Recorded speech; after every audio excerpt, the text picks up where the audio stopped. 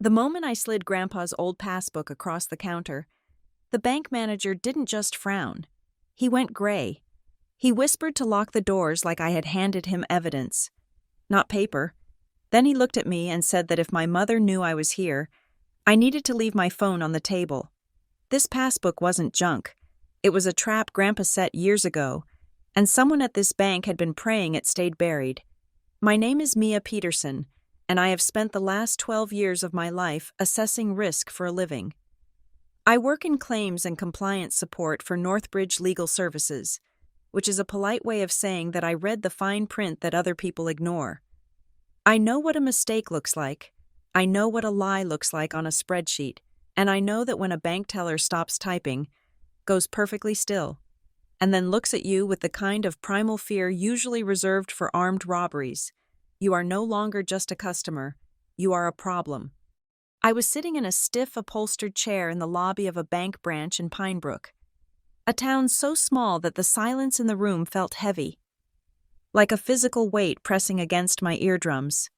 The air conditioner hummed with a rattling vibration that suggested it had not been serviced since 1995. The bank smelled of lemon floor wax and old dust. It was the kind of place where dust motes danced in the shafts of light, cutting through the blinds. And the tellers usually knew your grandmother's maiden name, but they did not know mine. Not yet. I held the passbook in my lap. It was small, bound in cracked leather that had once been a deep, rich navy blue, but had faded to a bruised slate color. The edges were soft and fraying. The gold lettering on the front almost entirely rubbed away by friction and time. It looked like something you would find in a forgotten box at a garage sale. Sandwiched between a broken toaster and a stack of Reader's Digest magazines from the 70s, it felt heavy in my hands, heavier than paper and leather had any right to be. My grandfather, Calvin Peterson, had hidden this book inside a hollowed-out chess puzzle manual. He had died 2 days ago, and this morning, while my mother was busy calculating the resale value of his furniture, I had driven 2 hours to this nowhere town because of a note he had tucked inside. I stood up and walked to the counter. There was only one teller working. Her name tag said Sarah, and she looked like she was barely out of high school. She gave me a practiced, tired smile as I approached.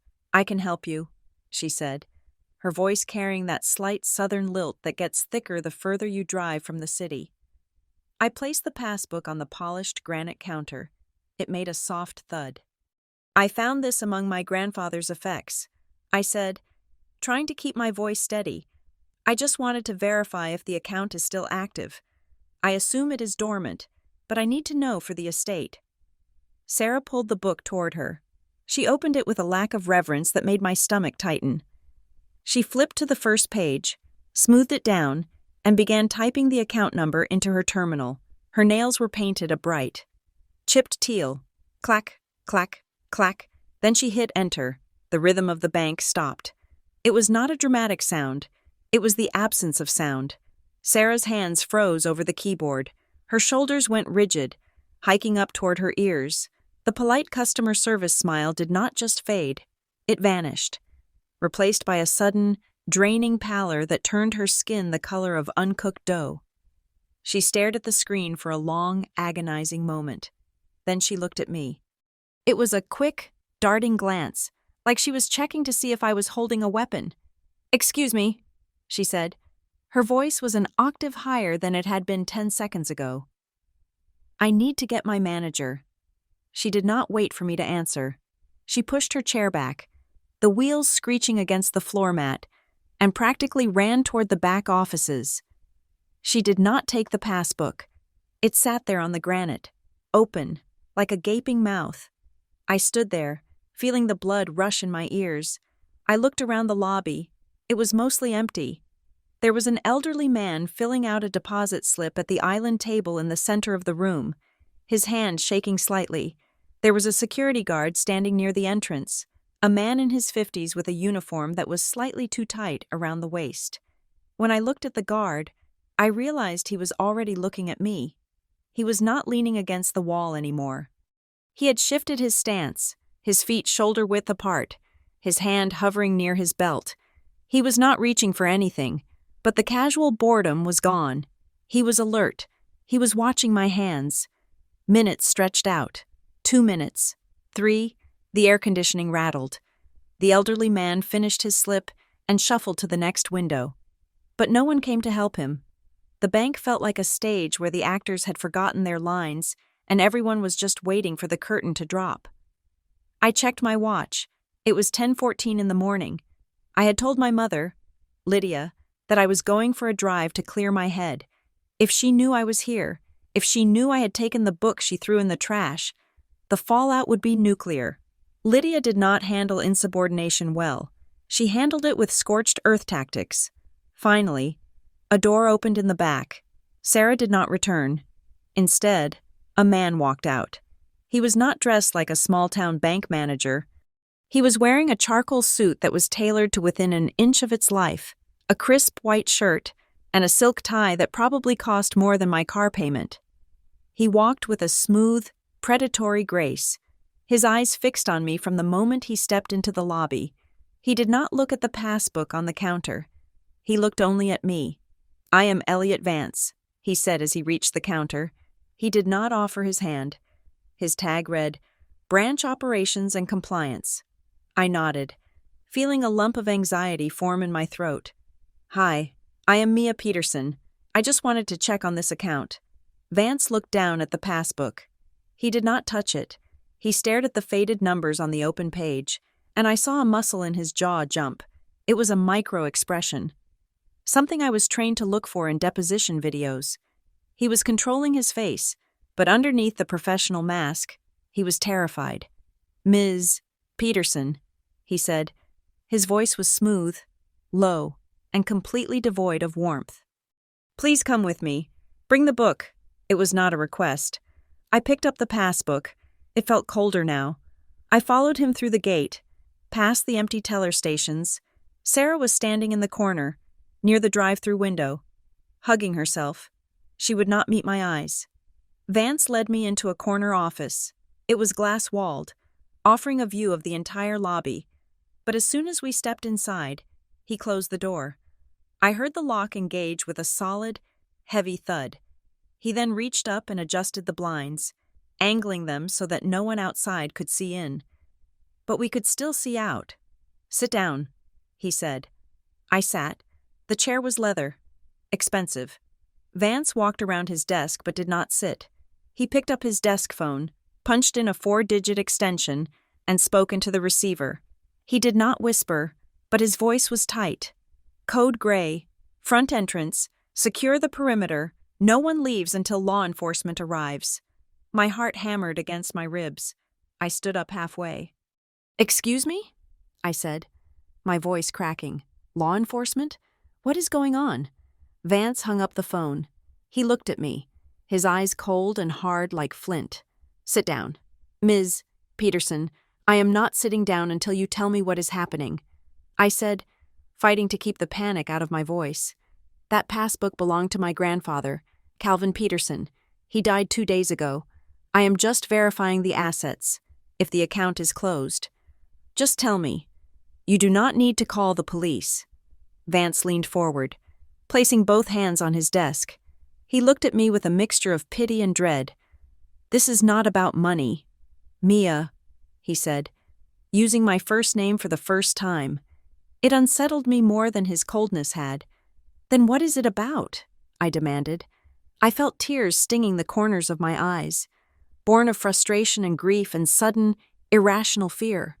Vance looked at the passbook in my hand. "That account number," he said quietly. "It is connected to a file that we were told would never resurface. It is a legacy hold, a red flag so dark it does not just freeze the funds, it freezes the branch." I stared at him. This made no sense. Grandpa Calvin was a quiet man who did crossword puzzles and grew tomatoes. He was not a criminal. He was not a spy. He was just Grandpa. "You are making a mistake," I said. "It is just an old savings account." Vance shook his head slowly. He walked over to the glass wall and looked out at the lobby. I saw the security guard moving toward the front doors. He turned the lock and stood in front of them, crossing his arms. The elderly man was looking around. confused. Vance turned back to me. The look on his face sent a chill straight down my spine. It was the look of a man who knew he was trapped in a room with a bomb. He lowered his voice to a whisper, leaning in close enough that I could smell the coffee on his breath. "Your mother," he said. I blinked. My mother? Lydia Peterson. He said the name slowly, tasting the syllables like they were poison. "What about her?" I asked. Vance's eyes searched mine, looking for something. Complicity? Ignorance? I did not know. "Does she still make phone calls for other people?" He whispered. The question hung in the air. Bizarre and terrifying. Lydia was a control freak. She was a manipulator. She was a woman who could make you feel small with a single glance. But phone calls? What did that even mean? "I do not know what you are talking about," I whispered back. Vance looked at the passbook again. "You better hope you do not," he said. "Because if you brought that book into this bank, and if you are Lydia Peterson's daughter, you have just started a clock that I do not think you know how to stop." He reached into his pocket and pulled out a cell phone. He placed it on the desk and slid it toward me. "If your mother knows you are here," he said, his voice dropping so low it was almost inaudible, "you need to leave your phone on the table. Do not touch it. Do not answer it." "Why?" I breathed. "Because," Vance said, looking toward the locked front doors where the flashing lights of a police cruiser were just becoming visible through the glass. "If that passbook is real, there are people who have been waiting 10 years for a reason to ask your mother some very difficult questions. And now, you have given them the reason." The sirens cut through the morning silence, mournful and rising. I looked at the passbook in my hands. The leather felt like it was burning my skin. Grandpa's note had said, "Ask for the full history." It had said, "Do not trust family." I looked at Vance. "Am I under arrest?" I asked. Vance looked at the police car pulling up to the curb. "No," he said. "You are not under arrest, Mia, but you are definitely not free to go. And if I were you, I would start trying to remember every single thing your grandfather told you in the last week of his life, because whatever game he was playing, he just made his opening move, and he used you to do it." He sat down in his chair and stared at the door, waiting for the knocking to start. I clutched the passbook to my chest, the smell of old paper filling my nose. And for the first time in my life, I was absolutely terrified of my own last name. The silence in the office was absolute, broken only by the sound of my own heart hammering a frantic rhythm against my ribs. 1, 2, 3, 4. It beat like a countdown. I looked down at the phone on the desk. It was silent, but I knew, with a sinking, sick certainty, that it was about to ring. And I knew who would be on the other end. Lydia. And for the first time, I realized that the woman who raised me might be something far worse than just a difficult mother. She might be the reason the man across from me had just locked us in. 2 days before the bank manager locked the doors and looked at me like I was a walking felony, I was standing in a funeral home just outside of Sable Ridge. The room smelled aggressively of lilies and floor wax, a scent combination that I will forever associate with emotional repression. If you have never seen a funeral run like a quarterly board meeting, then you have never met my mother. Lydia Peterson.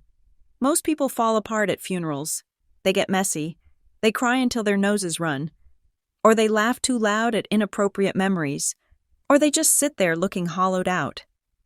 Lydia did none of those things. She stood by the entrance of the viewing room checking her watch. A sleek gold piece that probably cost more than the casket. She was not checking the time because she was grieving the passage of it. She was checking the time because the eulogy was scheduled for 1100 hours sharp. And it was currently 10:58. "Mia," she said, snapping her fingers at me without looking away from the door. "Fix your collar. You look like you slept in your car." I had not slept in my car. I had driven 4 hours from the city that morning, fueled by bad gas station coffee and a sense of dread that had nothing to do with death and everything to do with my family. I smoothed my collar. "He is late," Lydia hissed. Her eyes narrowed. "If Graham is not here in 2 minutes, we are starting without him. I will not have this schedule slipping. We have the caterers at the house at 12:30. Grandpa Calvin was lying in a box 10 feet away, his hands folded over his chest, looking smaller and more peaceful than he ever had in life. And my mother was worried about the hors d'oeuvres. That was the Peterson way. Emotions were liabilities, logistics were assets. The doors swung open at 10:59, and my brother Graham walked in. He did not just walk, he made an entrance. Graham has always moved through the world as if there is a camera crew following him, documenting his greatness for a future documentary. He was wearing a black suit that fit him too perfectly, the kind of tailoring that screams money, and shoes that were entirely too shiny for a venue with a gravel parking lot. He stopped in the doorway, took a deep breath, and arranged his face into a mask of tragic, noble suffering. It was a performance. I could almost see him counting out the beats in his head. Look sad. Pause. Look brave. Walk. Sorry. He whispered loudly enough for the entire room to hear. The traffic coming out of Raleigh was a nightmare. He walked straight to Lydia, bypassing the casket completely. He kissed her on the cheek. "You look strong, Mom," he said. Lydia patted his arm, her posture relaxing by a fraction of an inch. "Just get in your seat, Graham. We are on a tight timeline." I watched them from the corner. I felt like a spectator, or maybe a court stenographer, recording the details that everyone else seemed to miss. I work in compliance. My job is to notice the things that do not fit, the numbers that do not add up, the signatures that look a little too shaky, and looking at my brother and mother. I saw cracks in the foundation. Graham's grief was too loud, too polished. Lydia's control was too brittle.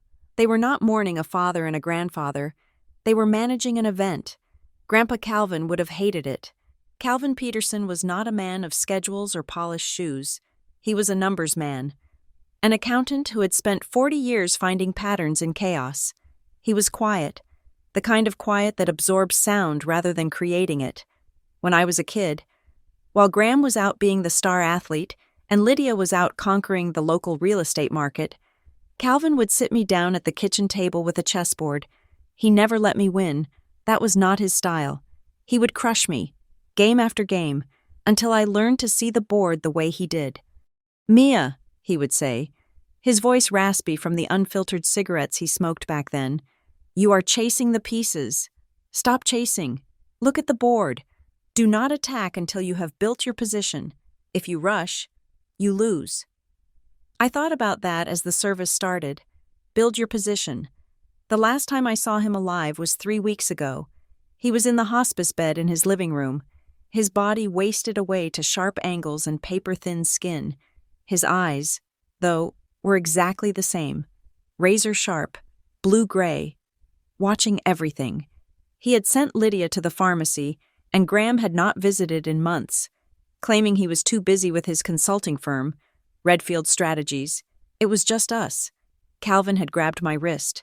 His grip was surprisingly strong, his fingers digging into my pulse. "The passbook." He had wheezed. "What passbook, Grandpa?" I had asked. "The puzzle book," he whispered. "The old one? In the study. Only you, Mia. Only you." He had tried to say more, but the coughing took him.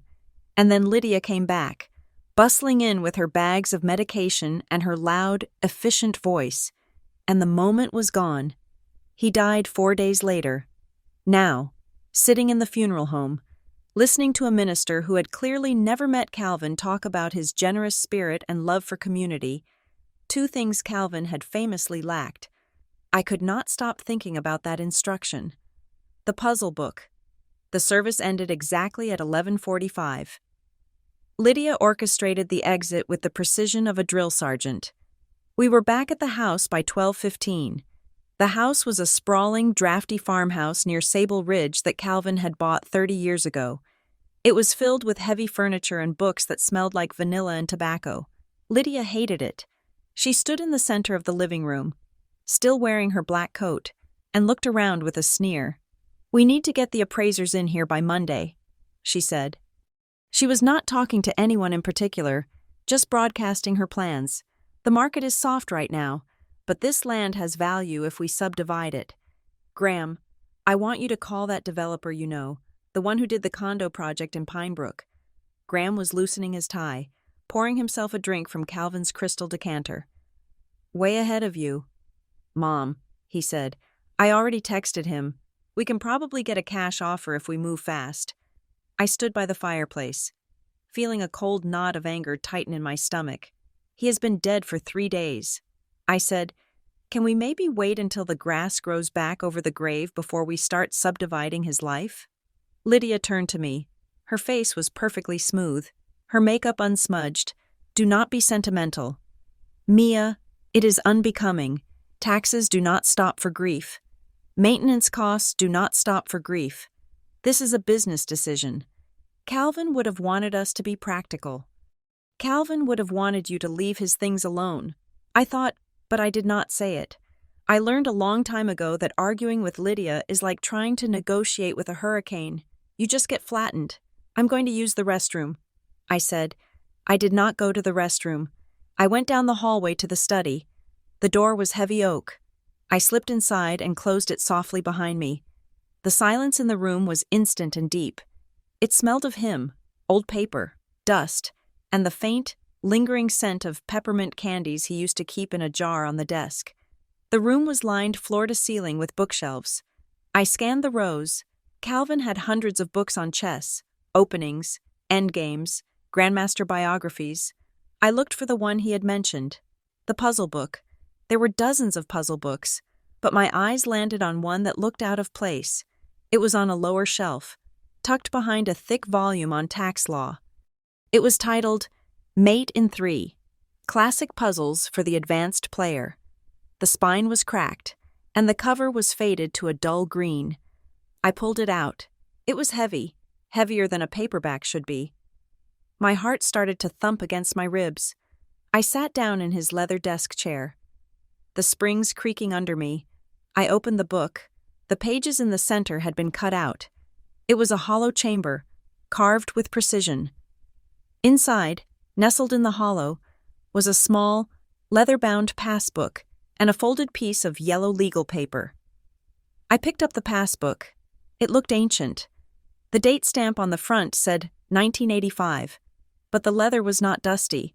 It had been handled recently. I unfolded the note. Calvin's handwriting was shaky, the letters spider-crawling across the page. Mia, it read, if you are reading this, I am gone. Do not show this to your mother. Do not show this to Graham. I heard the doorknob turn. I did not have time to think. I slammed the book shut, but the note was still in my hand, and the passbook was sitting on the open page of the hollowed-out book. Lydia walked in. She did not look like a grieving daughter. She looked like a predator who had sensed movement in the brush. Her eyes went immediately to the book in my lap, then to the paper in my hand. "What are you doing in here?" she asked. Her voice was sharp, cutting through the dusty silence. "Just looking at some of Grandpa's books." I said. I tried to sound casual, but my voice was too high. Lydia walked over to me. She moved fast. She snatched the yellow paper from my hand before I could even flinch. "What is this?" she demanded. She read the first line. Her face did not change, but her eyes went cold, absolutely 0 degrees. She looked down at the hollowed-out book. She saw the passbook. She reached down and grabbed the passbook, her fingernails scraping against the leather. "Give that back," I said. Standing up, "He left that for me." Lydia ignored me. She flipped the passbook open, scanned the first page, and then let out a short, sharp breath that might have been a laugh if it had any humor in it. "Ridiculous," she muttered. She looked at me, her eyes hard. He was senile. "Mia, you know that." Toward the end, his mind was going. He was hiding things, hoarding trash. "It is not trash," I said. "It is a bank book. It is a delusion." Lydia snapped. She turned and walked out of the room. I followed her. "Hey," I shouted. I followed her down the hall and into the kitchen. Graham was standing there, eating a deviled egg. He looked up, surprised by the noise. Lydia walked straight to the tall stainless steel trash can in the corner. She stepped on the pedal. The lid popped open. She threw the passbook and the note inside. "Mom!" I yelled. I lunged for the can. but she stepped in front of me, blocking my path. "Stop it! Mia!" she shouted. Her voice echoed off the tile floors. "Act like an adult. That book is worthless. It is from a bank that does not even exist anymore. It is just more of his junk. It should have stayed buried in that study. And frankly, so should you if you are going to behave like a child." Graham looked at Lydia, then at the trash can. He chewed his egg slowly. "What was it?" he asked, his mouth full. "Just some old bank book he probably stole from an office supply store 30 years ago," Lydia said. She smoothed her dress, regaining her composure instantly. She looked at Graham, and for a second, the mask slipped. I saw it. It was a look of pure, unadulterated communication. It was not annoyance. It was relief. She looked at Graham, and her eyes said, "Crisis averted." Graham looked back at her, and a slow, knowing smile spread across his face. He chuckled. "Classic Grandpa," Graham said. "Always playing games." He looked at me, and the amusement in his eyes didn't reach the rest of his face. "Let it go." "Mia," he said, "Mom is right. It is just junk. Come have a drink. We are toasting to the estate sale." Lydia turned her back on me and started rearranging the platter of sandwiches. I stood there, staring at the closed lid of the trash can. My hands were shaking, not from grief, from rage. Lydia was not a woman who threw things away without checking their value. She monetized everything. If she thought there was $5 in that account, she would have been on the phone with the executor before the funeral was over. She threw it away because she wanted it gone. She threw it away because she was afraid of it. I looked at the two of them, Graham, leaning against the counter in his $1,000 suit, and Lydia, frantically organizing the cold cuts. They looked like a team that had just won a game I didn't even know we were playing. I took a breath. "Okay," I said. My voice was calm, scarily calm. "You are right. I am just tired. I am going to head home." Lydia did not turn around. "Drive safe," she said. I walked out of the kitchen. I walked out the front door. I got into my car and drove down the long gravel driveway until I was out of sight of the house. Then I pulled over. I waited. I waited until the sun went down. I waited until the caterers left. I waited until the lights in the house went out. One by one. Lydia thought the passbook was garbage. She thought the problem was solved because she had stepped on a pedal and let a lid close over the truth. But Calvin had taught me chess. He taught me that you do not react to the opponent's first move. You wait, you watch, and when they make a mistake, you punish them for it. Lydia's mistake was thinking I was still the little girl who let her win. I looked at the digital clock on my dashboard. It was 11:45 at night. I put the car in gear and turned off my headlights. I was going back to the house. I was going to dig through the trash, and I was going to find out exactly what my mother and brother were so desperate to keep buried. Because if Lydia Peterson threw something away, it was definitely worth keeping. Sleep was a theoretical concept that night. I sat in my car, parked on the shoulder of a service road 2 miles from the farmhouse, watching the digital clock on my dashboard tick away the minutes. 2:34, 2:35. My eyes were burning, but my brain was running a marathon on a treadmill of anxiety. I kept replaying the scene in the kitchen. I played it back frame by frame, like I was reviewing security footage for a liability claim. Lydia threw the book away. That was the action. But the intent? That was the variable. Lydia Peterson does not throw things away. She is a woman who saves tax returns from 1998, just in case the IRS decides to audit the dead. She keeps receipts for appliances that broke 10 years ago. If she thought that passbook was just a piece of junk, she would have put it in a box labeled "to sort" and charged the estate for the time it took to organize it. She threw it in the trash because she wanted it to disappear. Instantly, she was not annoyed. She was terrified. And Graham? Graham had laughed. But Graham's laugh is a tell.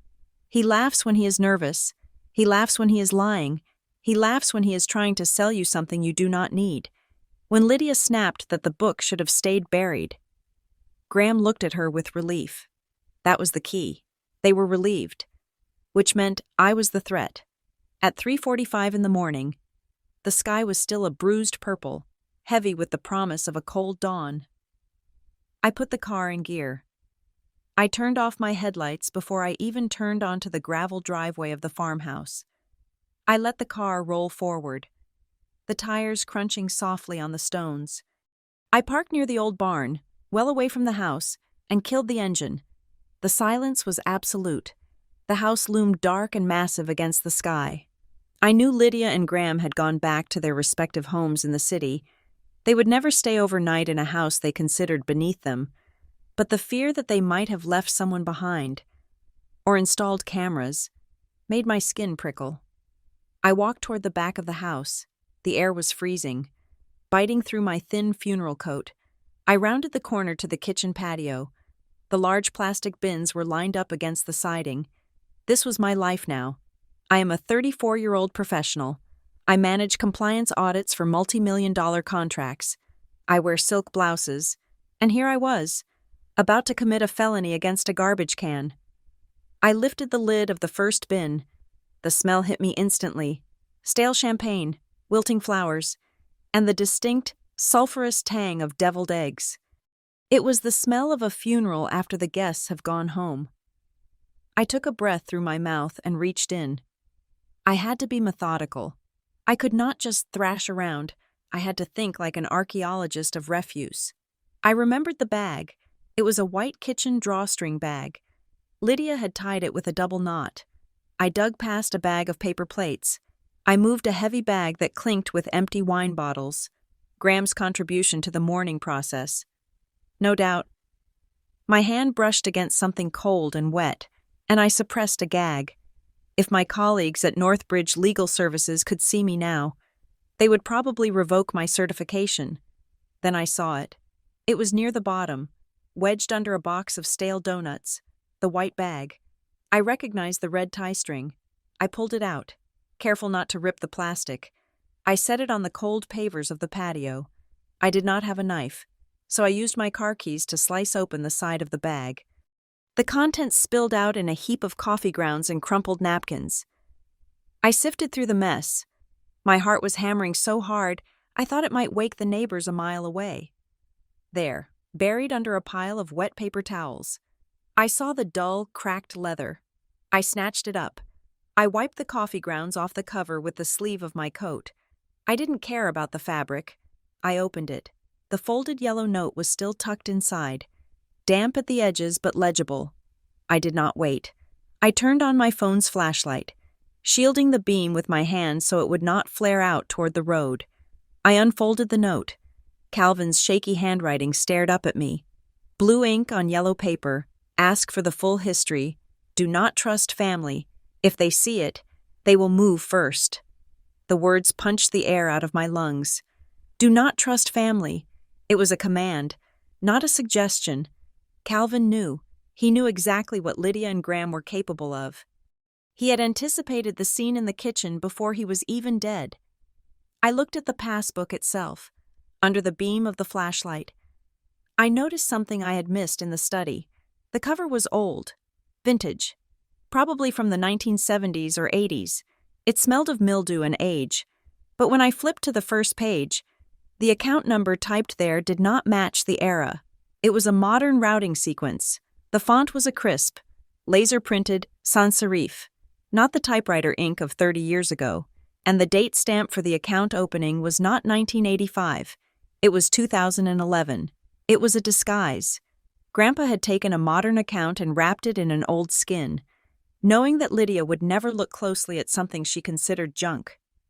He had hidden the future inside the past. I stood up, clutching the book and the note. I felt a sudden, intense wave of vulnerability. I was standing in the open, holding the smoking gun, and the house felt like it was watching me. I needed to move. I ran back to the car. I locked the doors the second I was inside. My hands were shaking so badly I dropped the keys twice before I could get them into the ignition. I did not turn the car on yet. I turned on the interior dome light. Habit took over. The part of my brain that audits files for a living snapped into focus. Evidence, preservation, chain of custody. I placed the passbook and the note on the passenger seat. I took photos of everything: the cover, the inside page, the account number, the note, front and back. I even took a picture of the trash bag stain on the corner of the note, proving where I had found it. I opened my cloud storage app. I created a new folder titled Project Bishop, a chess reference Calvin would have appreciated. I uploaded every photo. Then I emailed the files to my personal account, my work account, and a dormant email address I hadn't used since college. I wrote a quick text note in the file. Recovered from trash at Sable Ridge property, 0400 hours. Lydia attempted to destroy. Graham witnessed and concurred. Calvin's note explicitly warns against them. Only after the upload bar hit 100% did I start the engine. I drove away from the farmhouse without looking back. I took the back roads, avoiding the highway, driving 10 miles under the limit because I could not afford to get pulled over. I could not afford to explain why I looked like a grave robber and smelled like garbage. About 20 minutes into the drive, on a long stretch of 2-lane road bordered by thick pine forests, I saw headlights in my rearview mirror. They were far back, 2 tiny pinpricks of light. I watched them. I took a left turn toward the interstate. The lights followed. Coincidence, I told myself. It is a road. People drive on it. I took the next right, a detour that led toward an industrial park. The lights followed. They maintained the exact same distance. My grip on the steering wheel tightened until my knuckles were white. If they see it, they will move first. Who was in that car? Graham? One of his shady business partners? Or was it just a tired trucker taking a shortcut? I decided to test it. I signaled left, then at the last second, swerved right onto a service ramp. The car behind me hesitated. It slowed down. For a terrifying second, I thought it was going to burn across the median to follow me. Then, it continued straight, the red taillights disappearing into the dark. I let out a breath that sounded like a sob. Paranoia. It was just paranoia. But the adrenaline was coursing through my veins like ice water. I did not stop driving until I was back in the city, parked in the secure garage of my apartment complex. 3 floors underground. I did not sleep. I showered, scrubbing the smell of the funeral and the trash off my skin, but I could not scrub off the feeling of being hunted. At 10:14 that morning, my phone rang. The screen said Mother. I stared at it. I let it ring 3 times, 4 times. I had to answer. If I didn't, she would know something was wrong. Silence was an admission of guilt in the Peterson household. I picked up. Hello? My voice sounded remarkably steady. Mia. Darling. Lydia's voice chirped through the speaker. It was her social voice, the voice she used for clients and wealthy neighbors. It was bright, sugary, and completely fake. How are you holding up? I know yesterday was exhausting. I am fine. Mom, I said, putting the phone on speaker and setting it on the counter. I was making coffee just to have something to do with my hands. Just tired. Of course you are. She soothed. We all are. Listen, I am going over the inventory for the estate sale. I wanted to double-check something. When you were in the study yesterday, you did not happen to take anything else, did you? Just as a keepsake? The trap was so obvious it was insulting. She wasn't asking about keepsakes. She was asking about the book. I stopped stirring the coffee. No. I said, I told you. I was just looking at his books. Right, Lydia said. Her tone didn't change, but the pause that followed was a fraction of a second too long. It is just that the appraisers are very strict about the catalog.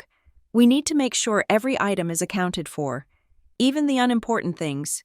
We would hate for there to be any confusion. I leaned against the counter, staring at the passbook which was now sitting on my kitchen table. I understand, I said. I didn't take anything. Mom, just a memory of him. Lydia laughed. It was a dry, tinkling sound. That is sweet. Mia, memories are the best inheritance. Well, I will let you go. Get some rest. Oh, and Mia? Yes? Some things are better left alone. Honey. Grief makes us imagine significance where there is none. Do not go digging for ghosts. You might not like what you find. She hung up before I could respond. I stood there. the dial tone buzzing in my ear. Do not go digging, she knew, or she suspected. She was poking the perimeter, testing the fence to see if the alarm would go off. I spent the rest of the day in a fugue state. I went to work, but I didn't work. I stared at spreadsheets and saw only the account number. I researched the bank code. It belonged to a branch in Pinebrook. A small branch. That was my destination. That evening, my phone rang again. Graham. Hey, little sister, he said. His voice was casual, breezy, the sound of clinking glass in the background. Hey, Graham, I said. Just checking in, he said. Mom said you sounded a little stressed this morning. Wanted to make sure you are not spiraling. You know how you get. How I get. The family narrative. Mia is the emotional one. Mia is the unstable one. I am fine, Graham. I said, just back to the grind. Good, he said. Listen, I wanted to let you know. Me and Mom handled the property clearing today. We got rid of all that junk in the study, cleared it all out, so you do not need to worry about going back there to sort through anything. It is all done. My stomach dropped. Handled. Cleared it all out. They had gone back. They had probably torn that study apart looking for the book. And when they couldn't find it in the trash, because I had already taken it, they had called me. Lydia's call had been the probe. Graham's call was the cover-up. He was telling me not to go back because he didn't want me to see that they had scorched the earth. Thanks, Graham, I said. That is helpful. We are a team. Mia, he said. His voice dropped, losing the breezy quality. We protect each other. That is what families do. Just remember that. He hung up. I looked at the passbook on the table. They were coordinating. They were scared. And they were lying to me with every breath. I picked up the book. It felt heavy in my hand, like a weapon. I am going to Pinebrook. I whispered to the empty apartment. I wasn't just verifying an account anymore. I was going to war, and for the first time in my life. I had the advantage. I knew they were lying, but they didn't know I was holding the truth. I called in sick to Northbridge Legal Services at 7:30 in the morning. I did not fake a cough. I did not offer a detailed excuse about food poisoning or a migraine. I simply stated that I was taking a personal day for family matters, in the corporate world. Family matters is a code that usually shuts down further inquiry, especially when everyone knows you just buried a relative. I dressed not for a funeral, but for a deposition. I wore a navy blazer, a white silk blouse, and trousers that held a sharp crease.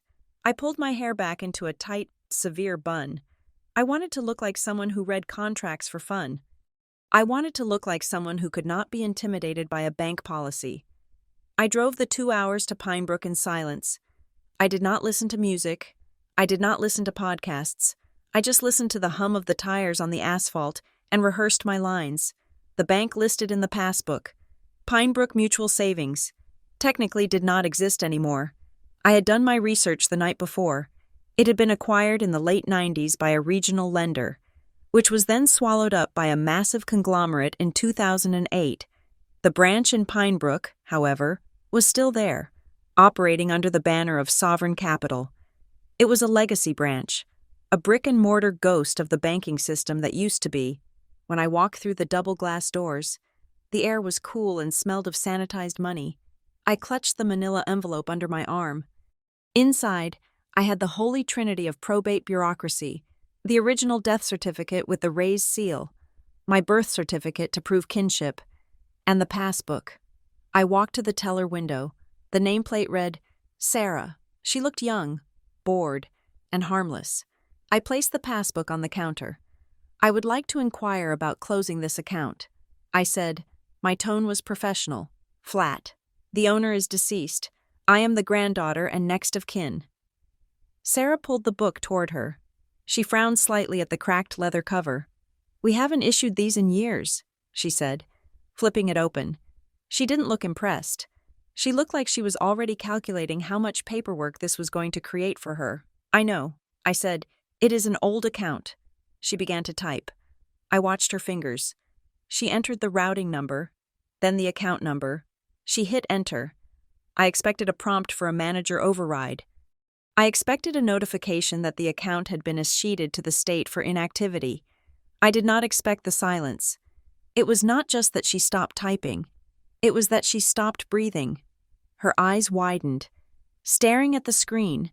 A small, red icon must have flashed in the corner of her monitor, because the reflection of it danced in her pupils. One moment, she whispered. She stood up and walked away. She did not tell me where she was going. She did not put up a "next window please" sign. She just fled. I stood there, leaning against the counter, trying to look casual, but my ears were straining. I have spent years listening to compliance officers discuss sensitive files. I know the vocabulary of trouble. From the back office, I heard a man's voice, sharp and urgent. Then I heard Sarah's voice, trembling. "Compliance," she said. "It says legacy hold. Do not release." Then the man's voice again. "Lock it. Now." That was when Elliot Vance walked out. The outline of what happened next, the locking of the doors, the phone confiscation, was a blur of adrenaline, but now, sitting in his office with the blinds drawn, the procedural reality of the situation began to set in. The air in the office was stagnant. Vance sat behind his desk, his hands clasped in front of him. He was not looking at me with hostility, but with a terrifying level of caution. He had the Passbook on his desk. He was wearing blue latex gloves now, as if the book itself were radioactive. "Ms. Peterson," he said. His voice was steady, the voice of a man who was reading from a very strict internal script. "Thank you for your patience. I needed to verify the authentication protocols with our central security team." I nodded. I was sitting straight, my hands folded in my lap to hide the fact that they were shaking. "Is there a problem with the account?" I asked. "Is it dormant?" Vance looked at the book. "This book," he said, tapping the cover with a gloved finger. "It is a very impressive piece of theater. The leather is genuine vintage. The binding is consistent with passbooks we issued in the 1980s. Even the stamp looks authentic to the era." He looked up at me. "But this account was not opened in 1985. Ms. Peterson, it was opened on October 14th, 2011. I blinked. 2011? That was 15 years ago. Grandpa Calvin would have been in his late 70s. "I do not understand." I said, "Why would he make it look old?" Vance did not answer the question directly. He swiveled his monitor so I could see the screen. "Because," he said, "he wanted it to be invisible. If you look at a spreadsheet of assets, you look for the active, high-yield accounts. You look for the digital footprints. You do not look at a savings passbook that looks like it contains $50 of birthday money from 1990. He relied on the fact that modern banking is digital. Physical records are dismissed. He typed a password into the keyboard. The screen refreshed. There was a single line item. I leaned forward. I had expected a few $1,000s. Maybe 10,000 if Grandpa had been squirreling away his pension. I was ready to fight for a small nest egg to pay for the funeral and maybe fix my car. I read the number. I read it again. $1,982,440.00. The room seemed to tilt slightly to the left. I gripped the armrests of the leather chair. "That is," I started, but my voice failed. I cleared my throat. "That is the balance?" "That is the current balance," Vance said. "It has been sitting in a high-interest holding trust, compounding quietly for 15 years. No withdrawals, no transfers, just accumulation. Nearly $2 million. My grandfather lived in a drafty farmhouse. He drove a truck that was held together by rust and prayer. He wore sweaters with holes in the elbows. "Where did this come from?" I whispered. Vance turned the monitor back to face him. His expression grimaced. "A crack in the professional veneer. That is the question everyone is going to be asking," he said. "But it is not the reason I locked the doors. Ms. Peterson, banks handle large accounts every day. $2 million is a significant sum, but it is not a reason to call police." He slid a piece of paper across the desk. It was a printout of a system log. It was a list of access attempts. Most of them were system audits, automated checks. But there was one entry highlighted in yellow. Date, February 3rd, 2016. Action. Withdrawal request. Full balance. Method. Power of attorney/guardian affidavit. Status. Denied. Fraud Protocol 99. I stared at the date, 2016. That was the year Grandpa Calvin had a mild stroke. He had been in the hospital for 2 weeks. Someone tried to close the account? I asked. Vance nodded. Not just close it. They tried to drain it. They presented a power of attorney document claiming that Calvin Peterson was incapacitated and that the funds were needed for his medical care. Who? I asked. The words scraped my throat. Vance looked at me. He looked at the family photos on his own desk. A wife, 2 kids, a golden retriever. Then he looked back at me with a heavy sympathy. The individual presenting the documents was identified as Lydia Peterson. He said, the world stopped. I knew it, deep down. In the place where I kept my childhood traumas and my adult anxieties, I knew it, but hearing it said aloud, in a bank office, by a man in a suit, made it real in a way that nausea could not. She tried to take it. I said, it wasn't a question. She tried? Vance corrected. But the signature on the power of attorney did not match the specimen card your grandfather filed when he opened the account. And there was a note on the file. A note? Vance tapped the keyboard again. When Calvin opened this account, he insisted on a specific security instruction. It is rare, but we allowed it because he brought the initial deposit in cash. Cash? I asked. Cash, Vance confirmed. And the instruction was simple. No withdrawal permitted by any family member without the physical passbook and a biometric identity confirmation. He leaned back in his chair. Your mother didn't have the passbook in 2016, Vance said. She claimed it was lost. She claimed he was too sick to come to the bank. She had a lawyer with her. They made a scene. They threatened to sue the branch manager. And what happened? I asked. Vance's eyes went dark. The manager at the time, he was a good man. He flagged the transaction as potential elder financial exploitation. He filed a suspicious activity report. That is federal procedure. It should have triggered an investigation. Should have? I asked. Vance looked at the locked door of his office. The report disappeared, he said softly. The manager was transferred to a branch in rural Ohio 2 weeks later. The file was sealed under a legacy hold, which usually means it is part of a sensitive internal legal matter, and the account just sat there, untouched, until you walked in today. He looked at me. Mia, he said, when you handed Sarah that book, you tripped a silent alarm that hasn't been tested in 10 years. That alarm doesn't just ring in this branch. It rings in the regional security office, and it rings at the FBI's Financial Crimes Division. I felt cold, bone-deep cold. So, I said, when you asked if my mother still makes phone calls, Vance nodded. I asked because in 2016, after the manager was transferred, we received a call from a very expensive law firm suggesting that if we wanted to avoid a defamation lawsuit, we would let the matter of the attempted withdrawal drop. They said it was a misunderstanding, a family miscommunication. He picked up the phone on his desk. I have to make a call. Mia, he said, I do not have a choice.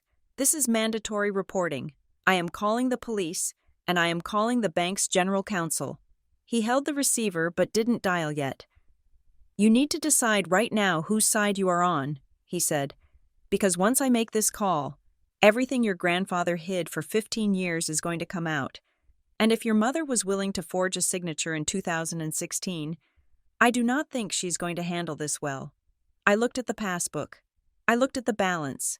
$1,982,440. It wasn't inheritance. It was evidence. Make the call. I said. Vance nodded. He lifted the receiver and dialed 3 digits. 911. Then he dialed an internal extension. This is Vance, Pinebrook Branch, he said into the phone. Protocol 99. We have the physical asset. Yes. Get legal down here. And get security. He hung up.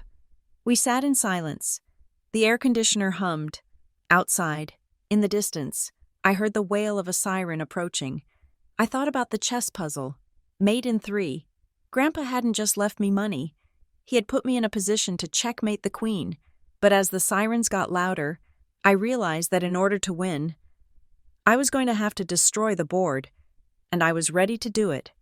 The silence in Elliot Vance's office was heavy, a physical weight that pressed against my eardrums. The sirens outside had cut off, replaced by the slamming of car doors and the squawk of radios, but inside the glass walls, time seemed to have thickened. Vance was typing rapidly on his keyboard, his face pale. I was staring at the passbook, my mind racing back to the kitchen trash can, to the smell of stale coffee and my mother's manic energy. She hadn't just thrown away a book. She had thrown away the evidence of a felony. Vance stopped typing. He looked at the door, then at me. "I need you to understand exactly what you are looking at." "Mia," he said. His voice was lower now, stripped of the corporate polish. "When I say a fraud protocol was triggered in 2016, I do not mean your mother walked in here and asked nicely for the money." He turned the screen toward me again. He opened a scanned document. It was grainy, a digital copy of a photocopy. But the header was clear: Petition for Emergency Temporary Guardianship/Conservatorship. She tried to take control of him. I whispered. Vance nodded. The document was dated February 3rd, 2016. "She came in here with this," Vance said, pointing to the screen. "She claimed your grandfather was mentally incapacitated. She claimed he was a danger to himself and his assets. She presented this petition as proof that she had legal authority to liquidate his accounts for his own care."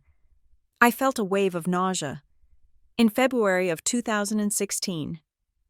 Grandpa Calvin had been recovering from a mild stroke. He was weak. He was slurring his words slightly. But he was not incompetent. I remembered visiting him that month. We had played chess. He beat me in 20 moves. She used his stroke. I said, "She waited until he was down, and she tried to bury him. She tried to liquidate everything." Vance corrected. "She wanted a cashier's check for the full balance. At the time, with interest, it was roughly $1.6 million. "And you stopped her?" I asked. Vance shook his head. "I was not here then. But the branch manager at the time, a man named Arthur Henderson, he stopped her. He noticed something on the affidavit of consent." Vance zoomed in on the signature at the bottom of the page. It read, "Calvin Peterson." It looked shaky. It looked like the handwriting of an old man. "Now look at this," Vance said. He opened a second window. It was the signature card from 2011. When the account was opened, the signatures were different, not just in the steadiness of the hand, but in the geometry of the letters. The P in Peterson was looped differently. The C in Calvin had a sharp angle at the top in the original, but was round in the withdrawal document. "It is a forgery," I said. "It is a bad forgery. It is a tracing," Vance said. "Someone placed a piece of paper over an old signature and traced it. But they traced a signature from a birthday card or a letter, not a legal document. Henderson spotted it immediately. He refused the transaction.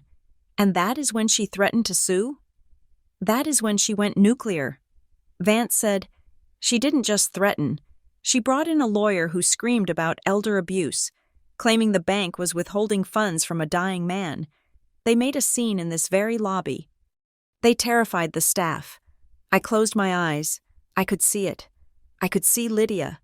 Her face twisted in fake righteous indignation, performing the role of the devoted daughter while trying to rob her father blind. So Henderson blocked it." Vance continued, "But he did more than that. He filed a suspicious activity report. He flagged the account with a legacy hold. That is a specific internal code. It means, do not release funds under any circumstances without a Level 5 security review." "What happened to Henderson?" I asked. Vance hesitated. He looked at the locked door again. He was quietly reassigned. Vance said, 2 weeks later, he was moved to a processing center in Ohio. A basement job. No customer contact. My compliance brain snapped into focus. That is retaliation. I said, that is a cover-up. If he flagged fraud and the bank buried him, then the bank is involved. Vance looked at me, and for the first time, I saw genuine fear in his eyes. "Why do you think I locked the door?" "Mia," he whispered, "this file has a red tag on it. That tag doesn't just mean watch the customer. It means watch the employees. Someone higher up, someone in regional or corporate, wanted this story to go away in 2016. They didn't want a public fight with a wealthy local family. They didn't want a scandal about forged documents in their branch, so they buried Henderson. And they buried the account." He leaned forward. "Your grandfather didn't just survive a stroke, Mia. He survived a conspiracy, and for 10 years, he stayed quiet, letting that money sit here, knowing it was the only leverage he had." The door handle rattled. A heavy, authoritative knock echoed on the glass. Vance stood up. He smoothed his tie. His hands were trembling. "That will be the Bank Security Council," he said. "Let me do the talking. Do not sign anything. Do not agree to anything." He walked to the door and unlocked it. 2 men walked in. The first was a police officer, uniformed, hand resting near his belt. The second was a man in a gray suit who looked like he was carved out of expensive soap. He was smooth, clean, and smelled of cologne and arrogance. "Elliot," the suit said. He didn't look at me. He looked at the computer screen. "Turn that monitor off." Vance hesitated, then reached out and switched off the screen. "I am Gerald Sterling," the man said, finally turning to me. "I represent Sovereign Capital's legal division. Ms. Peterson, I understand there has been some confusion regarding an old account." "Confusion?" I said. My voice was sharper than I intended. "I was told there was fraud." Sterling smiled. It was a smile that didn't reach his eyes. It stopped at his teeth. "We are investigating an irregularity," he said smoothly. "But let's not use words like fraud until we have all the facts. Often, these legacy accounts have clerical errors, misfiled paperwork." He was doing it. He was doing exactly what Vance said they had done in 2016. He was trying to bury it. I stood up. I picked up the passbook. "This is not a clerical error," I said. "My grandfather left me this book. He left me a note warning me about my family, and your manager here just showed me a forged signature from 6 years ago." Sterling's eyes flicked to Vance. It was a look of pure venom. "Elliot," he said, his voice dropping an octave, "did you share proprietary internal security logs with a customer?" Vance stammered. "I verified the identity of the beneficiary. You violated protocol." Sterling snapped. "Excuse me," a voice said from the doorway. We all turned. A woman was standing there. She was not wearing a bank suit. She was wearing a rumpled beige trench coat over a charcoal blazer. She had short, choppy dark hair and eyes that looked like they had seen every variation of human greed and found them all boring. She held up a badge. "Detective Maren Sloan," she said. "Financial Crimes Division." She walked into the office, ignoring Sterling completely. She looked at the police officer. "You can wait outside. Miller, secure the lobby." The officer nodded and left. Sloan looked at me. She studied my face, my grip on the passbook, my stance. Then she looked at Sterling. "You are the bank lawyer?" she asked. "I am counsel for Sovereign Capital," Sterling said, puffing up his chest. "And this is a private internal matter. We have not requested police intervention." Sloan laughed. It was a dry, sharp sound. "You didn't, Mr. Vance did." She pointed at Elliot. "And once a call goes out regarding a fraud protocol 99, it is no longer a private matter. It is a state matter." She turned to Vance. "You are the whistleblower?" she asked. Vance swallowed hard. I suppose I am." "Good," Sloan said. "Sit down. You too, counselor. And if you try to intimidate the witness again, I will have you removed for obstruction." Sterling's jaw tightened, but he sat down. Sloan turned to me. She didn't smile, but her expression softened slightly. "You are Mia Peterson?" "Yes. And that is the passbook?" I handed it to her. She took it with care, examining the cover, the stamp, the pages. "Your grandfather was Calvin Peterson?" she asked. "Yes." Sloan nodded. She pulled a small notebook from her pocket. "I knew the name," she said. "Not personally. but his name floated around our department a few years ago. There were rumors, reports that never made it to official filings. What kind of reports? I asked. Elder financial exploitation, Sloan said. The most common crime in America that nobody talks about. Neighbors calling in tips that he was being isolated, that his mail was being intercepted, that his daughter was screening his calls. My heart hammered against my ribs. Why didn't anyone do anything? I asked. Sloan looked at me with a sad pragmatism. Because he wouldn't press charges. She said, every time a social worker went out there, your mother was there. She did the talking. She said he was confused. She showed them medical records claiming he had dementia. And when they asked Calvin, he just sat there and played chess. He never said a word. He couldn't. I realized. He knew that if he spoke up, she would just lock him away tighter. He was building a position. Sloan tapped the passbook. But he wasn't just sitting there. Was he? She said. She looked at Vance. Show me the withdrawal attempt from 2016. Vance turned the monitor back on. Sterling shifted in his seat but didn't speak. Sloan looked at the forged signature. She looked at the denial code. She looked at the name of the reassigned manager. Henderson. Well, she said softly, that is interesting. She looked at Sterling. Your bank has a problem, counselor. A big one.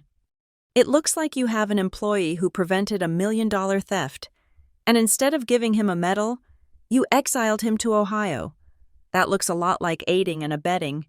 Sterling stayed silent, his face a mask of stone. Sloan turned back to me. Mia, she said, this isn't just about money anymore. This is a crime scene. She held up the passbook. Your mother tried to steal this money and failed, so she waited. She waited for him to die, thinking the secret died with him. She threw this book away because she thought it was the only link to the account. She didn't know about the legacy hold. She leaned in closer to me. If your grandfather built a paper trail, this passbook is the key he needed alive and the key he left you after. He knew you were the only one who would actually look inside the puzzle book. He knew you were the only one who wouldn't just see a dollar sign. She handed the book back to me. I need you to come to the station. Mia, I need a full statement. I need to know everything that happened at the funeral, everything about the trash can, everything your mother said to you. She looked at Vance. And I need a copy of every single document in this system before your corporate IT department accidentally deletes them. Can you do that? Vance looked at Sterling. Sterling stared back, his eyes promising retribution. Vance looked at me. He took a deep breath. Yes, he said. I can do that. Sloan nodded. Good. Let's go. As we walked out of the office, passing the terrified teller and the confused customers, I felt a strange sensation. The fear was still there. Yes, but underneath it, there was something else. It was the feeling of a pawn reaching the other side of the board. My mother thought the game ended when she put Grandpa in the ground. She thought she had cleared the board. She was wrong. The game had just started, and I finally had a queen. 3 days after the police raid at the bank, my phone rang again. It was not Detective Sloan, and it was not my mother. The number was local to Raleigh, but the caller ID simply read Crow and Associates. I answered on the first ring. I had spent the last 72 hours in a state of hypervigilance, jumping at shadows and double-locking my apartment door. Ms. Peterson, a voice rasped. It sounded like gravel tumbling in a dryer. This is Harlan Crow. The name hit me with a sudden, sharp pang of nostalgia. Harlan Crow. I had not heard that name in 20 years. He was Grandpa Calvin's oldest friend, a lawyer who had retired before I even finished high school. I remembered him as a giant of a man who smelled of pipe tobacco and old leather, sitting on Grandpa's porch, debating the merits of various zoning laws. Mr. Crow, I said, I did not know you were still practicing. I am not, he said. I am barely breathing, let alone practicing, but I have a file on my desk that belongs to you. A file? I asked. Your grandfather left specific instructions, Crow said. He told me that if you ever called me, or if I heard that you had found the passbook, I was to open the safe. I heard about the excitement in Pinebrook. The legal community is small. Mia, news travels fast. He paused, and I heard the sound of a match striking. You found the book, he said. So now you get the rest of the story. Can you be at my office in an hour? I drove to downtown Raleigh. Crow's office was not in one of the glass and steel towers that dominated the skyline. It was in a 3-story brick building in the historic district. Squeezed between a coffee shop and a boutique bookstore, the brass plaque next to the door was tarnished so darkly it was almost unreadable. I walked up the creaking stairs to the second floor. The door opened before I could knock. Harlan Crow stood there. He had shrunk. The giant I remembered was now a stooped, fragile man in a cardigan that looked 3 sizes too big. But his eyes were the same, bright, intelligent, and currently filled with a profound sadness. Come in, Mia, he said. The office was a time capsule. It smelled of dust and paper decay. The walls were lined with floor-to-ceiling wooden shelves, packed with legal texts that looked like they had not been touched since 1990. There was no computer on his desk, just a rotary phone, a green glass lamp, and a thick black binder. I sat down in the wooden chair opposite him. You look like him, Crow said, lowering himself slowly into his seat. You have his chin, and his skepticism. He placed his hand on the binder. A piece of masking tape on the spine read, Peterson Private in bold. Black marker. Calvin came to see me 2 years ago. Crow said, it was a Tuesday. Lydia had dropped him off at the barber shop and told him she would be back in an hour. He didn't get a haircut. He walked 3 blocks here, leaning on his cane, out of breath, and looking like a fugitive. Why? I asked. Because he needed to make a record. Crow said, he pushed the binder toward me. I opened it. The first page was not a legal document. It was a handwritten timeline. Calvin's handwriting was shaky, but the dates were precise. January 4th, 2014. Lydia takes checkbook. Says my eyes are failing. Says she will write the checks for me. March 10th, 2014. Request to see monthly statement denied. Lydia says she filed it. Cannot find it. July 2nd, 2015. Graham asks for loan. $50,000. I refuse. Lydia argues for 2 hours. I refuse. I turned the pages. It was a chronicle of erosion. It wasn't just about money. It was about autonomy. It documented every time Lydia dismissed his opinions, every time she isolated him from his friends, every time she made him feel small and confused. He was building a case, I whispered. He was a numbers man. Crow said softly. He knew that in a he-said-she-said fight, the person with the documentation wins, but he also knew he couldn't win in open court. Not then. Why not? I looked up at Crow. If he had this, why didn't he go to the police? Why didn't he call me? Crow leaned back, steepling his fingers. Because of the legal fog. Mia, that is what your mother is a master of. She didn't steal from him at gunpoint. She stole from him with love. She told everyone he was slipping. She told the doctors he was forgetting things. She told the neighbors he was getting aggressive. She created a narrative of decline.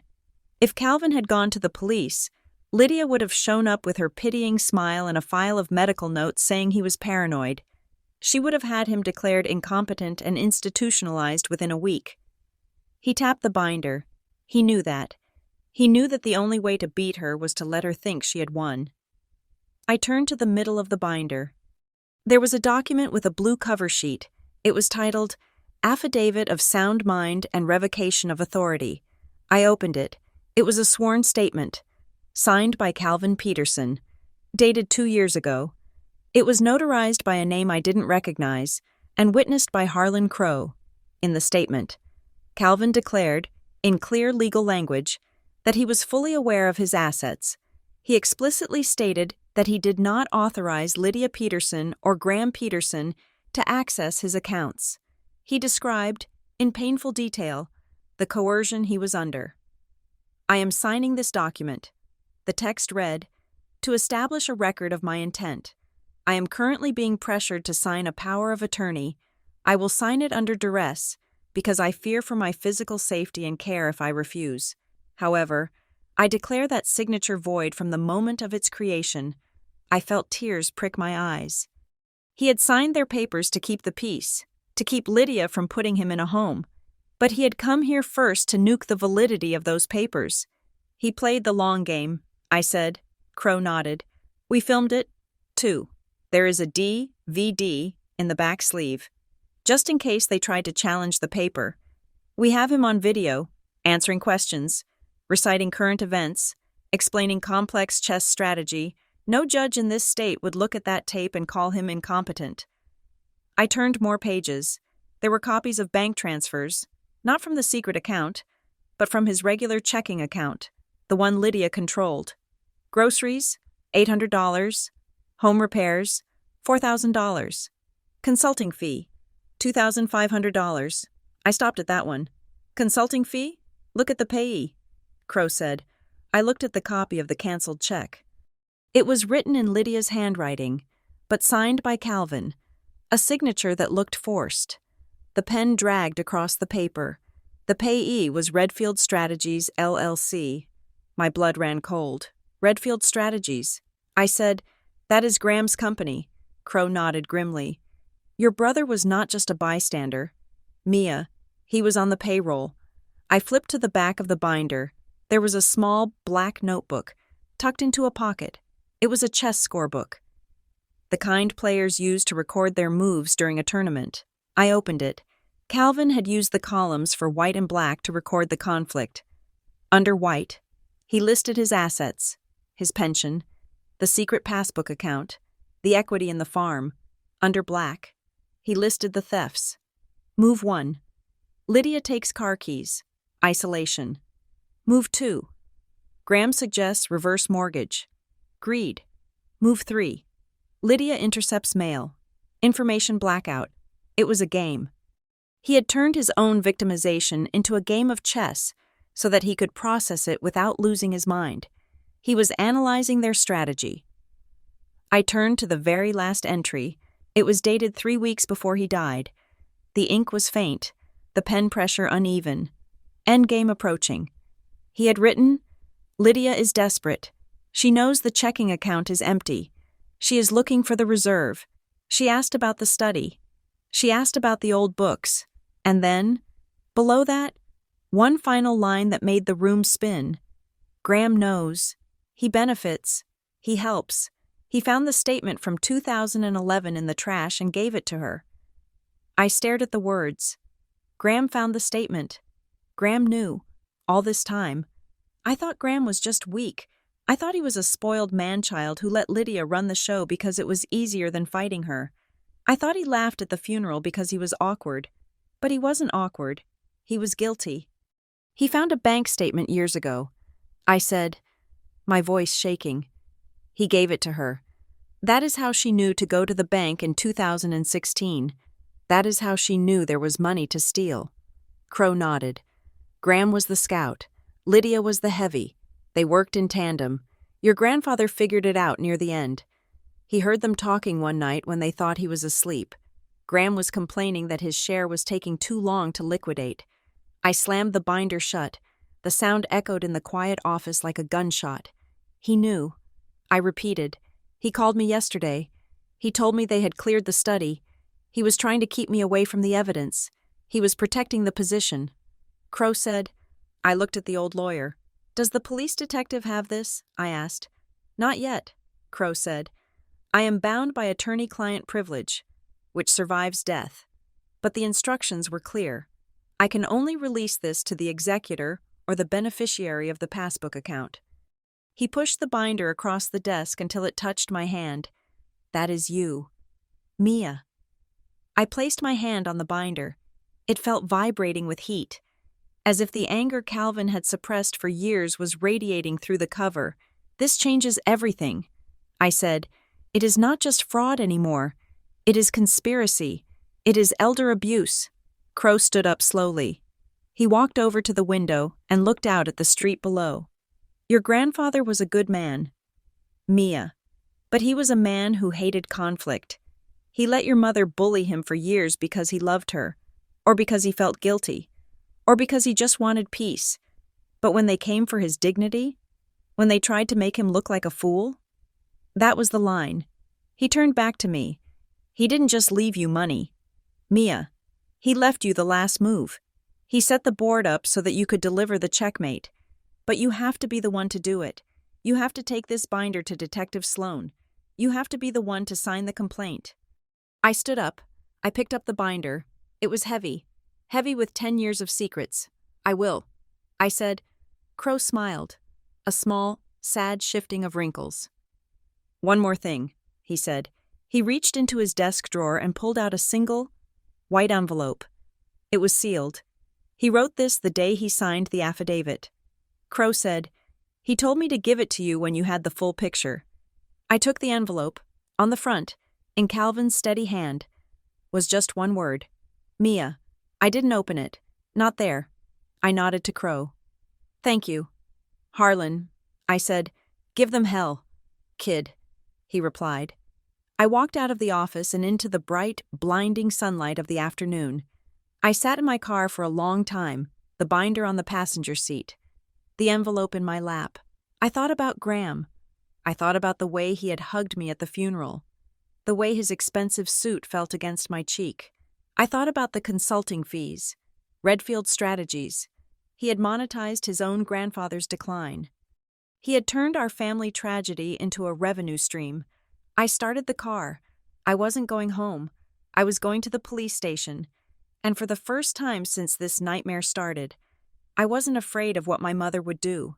I was looking forward to it, because I knew something she didn't. I knew that the pawn she had underestimated had just been promoted to a queen, and I was coming for the king. I drove toward the precinct, the binder rattling slightly on the seat beside me with every bump in the road, sounding like the bones of the past rattling, demanding justice. I reached for the phone to call Detective Sloan. I have the file. I practiced saying in my head, I have everything. But first, I needed to read the letter. I pulled into a parking lot a block away from the station. I tore open the envelope. The note was short. Mia, if you are reading this, you know the truth, you know about the money, and you know about the lies. But there is one thing Harlan's files won't tell you. You were never just the observer. You were the reason I fought. They wanted the money to buy status. I saved it to buy you freedom. Do not let them use guilt to stop you. The only debt you owe is to the truth. Checkmate them. Mia, love, Grandpa. I wiped a tear from my cheek. I put the car in gear. It was time to finish the game. Sitting in the fluorescent-lit conference room of the Financial Crimes Division, the air smelled of stale coffee and dry erase markers. Detective Marin Sloan stood in front of a whiteboard that looked less like a police investigation and more like a corporate org chart from hell. She uncapped a red marker. You saw the checks in the binder, Sloan said. Her voice was calm, the kind of calm that comes from seeing the same crime committed 1,000 different ways. You saw the payments to Redfield Strategies, LLC, but you didn't see where the money went after that. I sat at the metal table, my hands wrapped around a styrofoam cup of lukewarm water. I assumed he spent it. I said, clothes, cars, he likes nice things. Sloan shook her head. He likes nice things. Sure. But Graham isn't just a spender. He is a washer. She drew a line from Redfield Strategies to 3 other boxes. We pulled the LLC's financials this morning, she said. Subpoenas move fast when you have a sworn affidavit from a deceased victim. Graham didn't treat that money as income. He treated it as business revenue. He paid himself a salary, sure, but he also moved chunks of it into investment accounts, crypto wallets, and, this is the kicker, a loan repayment to a shell company registered in Delaware that lists your mother as the primary officer. I stared at the board. They were cycling it. I whispered, Exactly, Sloan said.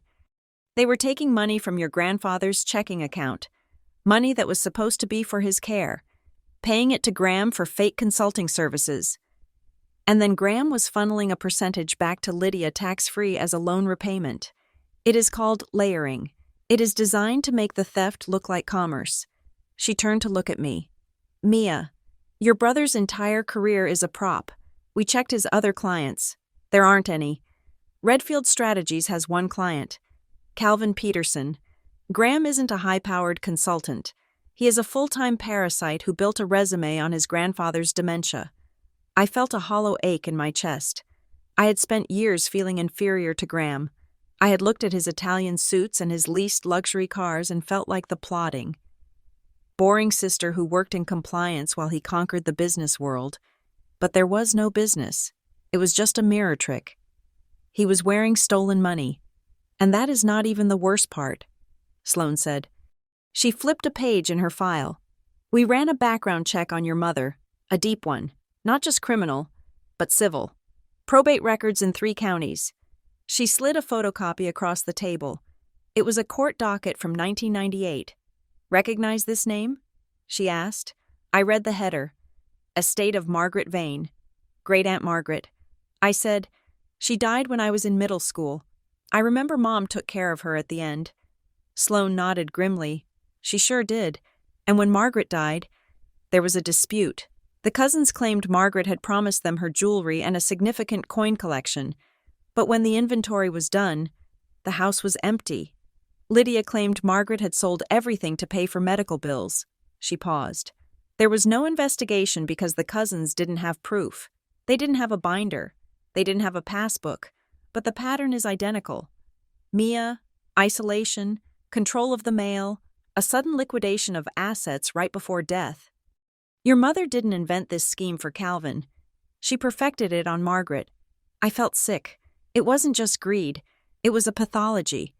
My mother was a predator who specialized in the weak members of her own pack. So arrest them, I said. My voice trembled. You have the binder. You have the bank records. You have the pattern. Go get them. Sloane capped the marker. She sat down opposite me. Not yet. Why not? I demanded. Because if we arrest them today, they clam up. Sloane said, they hire expensive defense attorneys who will argue that the binder is a forgery, that Calvin was paranoid, and that the payments to Graham were legitimate fees for managing the estate. We need to nail the intent. We need them to do something that proves they know they are stealing. She leaned forward. Comfortable people make careless moves. Mia, right now, they think they won. They think the passbook is in the trash. They think the study is cleared out. They think you are the naive little sister who doesn't suspect a thing. We need to keep them in that headspace. She looked me dead in the eyes. I need you to go back to them. No, I said instinctively. I can't. I can't look at her face and pretend I don't know she's a criminal. You have to, Sloane said. If you pull away now, they will get suspicious. If you stop answering calls, if you act cold, they will start shredding documents. They will hide the assets. We need them to feel safe enough to spend the money. She pushed her phone toward me. They are going to try to liquidate the farm. Graham is going to try to move that massive balance from the passbook, or what he thinks is in the passbook, once he realizes it is missing. We need to be watching when they reach for the cookie jar. So I am the bait, I said. Sloane nodded. You are the bait. I left the station with a wire burning a hole in my pocket, metaphorically speaking. I didn't have a recording device, but I had instructions. Answer the phone. Be nice. Ask questions about the future. My phone buzzed as I was driving home. It was Lydia. I stared at the screen. My heart hammered a frantic rhythm against my ribs. I took a deep breath, channeled every ounce of corporate training I had, and swiped answer.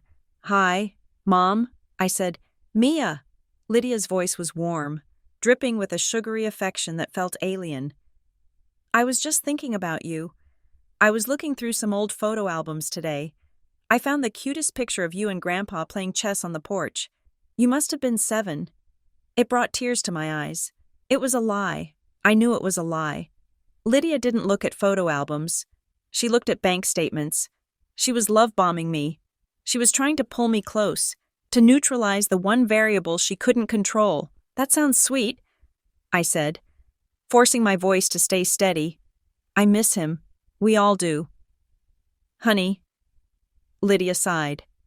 That is why family is so important right now. We need to stick together. Listen, Graham and I are having a little dinner on Friday. Just the 3 of us. I am making your favorite, lasagna. Please say you will come. I hate the idea of you being alone in that apartment. It wasn't an invitation, it was a temperature check. She wanted to see if I would show up. If I said no, she would know I was drifting. I would love that. "Mom," I said, "I will be there." "Wonderful," she cooed. "Oh, and Mia?" "Yes?" "Graham has some exciting news he wants to share. He is looking at a new property, a beach house. He wants to keep it in the family. For all of us to use. It is really very generous of him." My grip on the steering wheel tightened. A beach house. He was spending the money already. He was counting on the proceeds from the farm sale.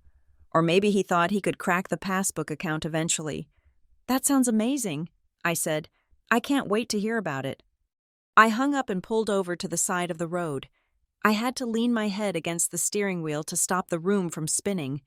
The beach house, the sudden warmth, it was all a performance. They were celebrating their victory. They were divvying up the spoils of a war they thought was over. 2 hours later, I got a text, but it wasn't from family.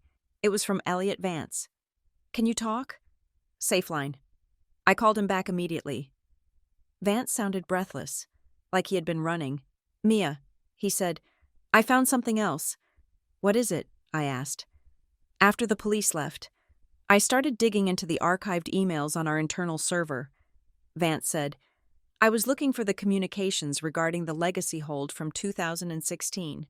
I wanted to know who authorized the suppression of the fraud report. And it wasn't just a local decision." Vance said. His voice dropped to a whisper. The order to seal the file didn't come from the branch manager. It came from the regional vice president, a man named Charles Sterling. "Sterling?" I asked. The name sounded familiar. "The lawyer who was in my office?" Vance said. "The one who tried to intimidate you?" "His name is Gerald Sterling. Charles was his father." I froze. "His father?" "Nepotism," Vance said. "Charles Sterling was the regional VP back then. He buried the report to protect the bank's reputation. He didn't want a scandal about $1 million attempted theft happening on his watch. He swept it under the rug to save his own career. And now, his son is the general counsel, and he is trying to keep the lid on it for the exact same reason." It hit me then. This wasn't just about a greedy mother and a lazy brother. This was an ecosystem of corruption. My family's crime had been protected by the bank's corruption. They were in a symbiotic relationship. The bank protected Lydia to protect itself. "Vance," I said, "if Gerald Sterling knows you are digging, he suspects." Vance said, "My access credentials were flagged 20 minutes ago. I am locked out of the main server. You need to get out of there." I said, "I am leaving now." Vance said, "But Mia, listen to me. If the bank's legal team is involved, they are going to try to settle this. They will approach you. They will offer you money, quiet money, to hand over the passbook and sign a non-disclosure agreement. They will try to buy the evidence before the police can get a warrant for the corporate files. They can try." I said, "Do not underestimate them." Vance warned, "Your mother is dangerous because she is desperate. The bank is dangerous because they are powerful. You are walking into a dinner with wolves on Friday." "I know." I said. I hung up. I looked at my phone. I had a dinner date with my mother and brother. I had a warning from a whistleblower, and I had a detective waiting for a signal. I drove home, and for the first time, I noticed how many dark SUVs were parked on my street. Paranoia? Maybe. Or maybe Sloan was right. Comfortable people make careless moves, but desperate people? Desperate people make violent ones. I walked into my apartment and went straight to my closet. I pulled out the dress I would wear to dinner. It was black, appropriate for mourning, appropriate for an execution. Friday night came with a thunderstorm. The sky cracked open and dumped rain on the city, turning the streets into slick black rivers. I drove to Lydia's house, a sprawling colonial in the suburbs that she kept immaculate. When I walked in, the smell of garlic and roasting tomatoes filled the air. It smelled like childhood. It smelled like safety. It was the most deceptive smell in the world. "Mia!" Lydia cried, sweeping into the hallway with a glass of wine in her hand. She hugged me. She felt thin, brittle. Graham was in the living room, lounging on the white sofa. He stood up and flashed a grin that looked like it cost $5,000 in dental work. "Hey, sis," he said. He raised a tumbler of scotch. "To family.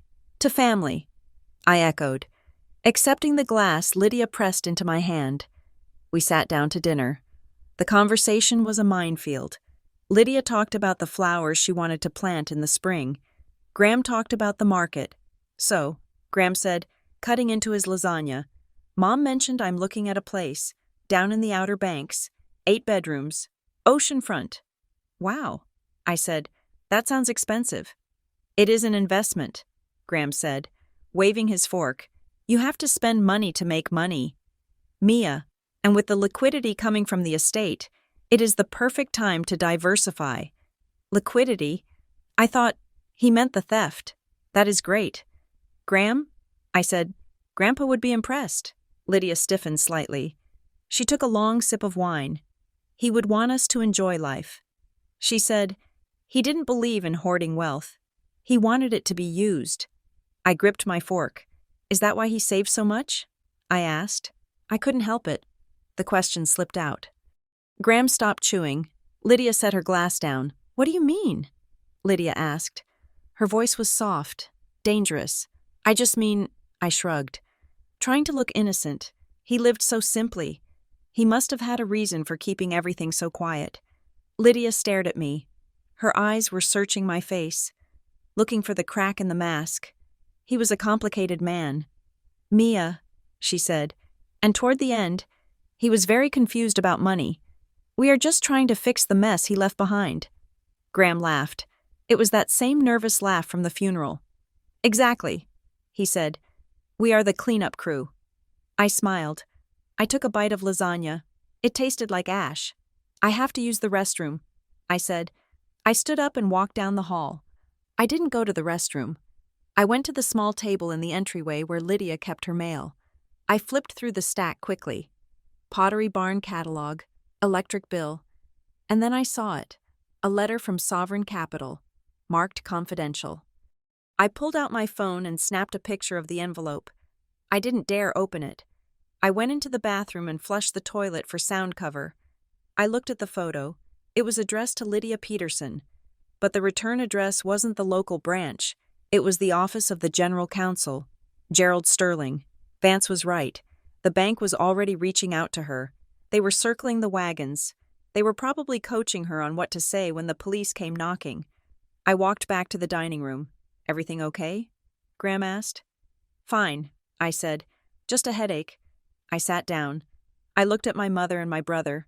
They were eating, drinking, planning their beach house, planning their future on the grave of the man they had tormented. "I am really happy for you." "Graham," I said, "about the house. When do you close?" Graham grinned. "Monday." He said, "I am wiring the deposit on Monday morning." Monday. I looked at the clock on the wall. It was Friday night. I had 48 hours. Monday morning. He would try to move the money. Monday morning. He would find out the well was dry. And Monday morning, Detective Sloan would be waiting. I raised my glass. "To the new house," I said. Lydia clinked her glass against mine. "To new beginnings." She said. I drank the wine. It burned going down. "Oh, Mom," I thought, "you have no idea." Sunday arrived with a sky the color of a relentless, unpolished slate.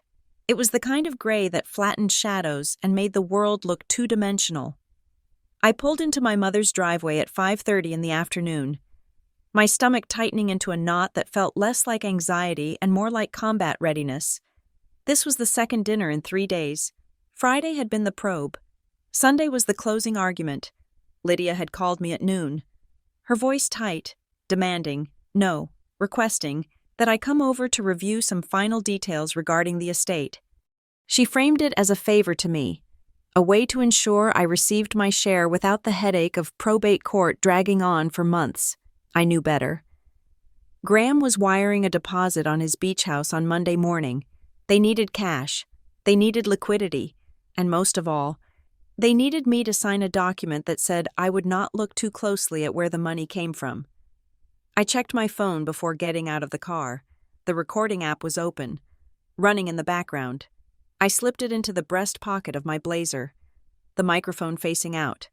I walked to the front door. I did not knock. I used my key.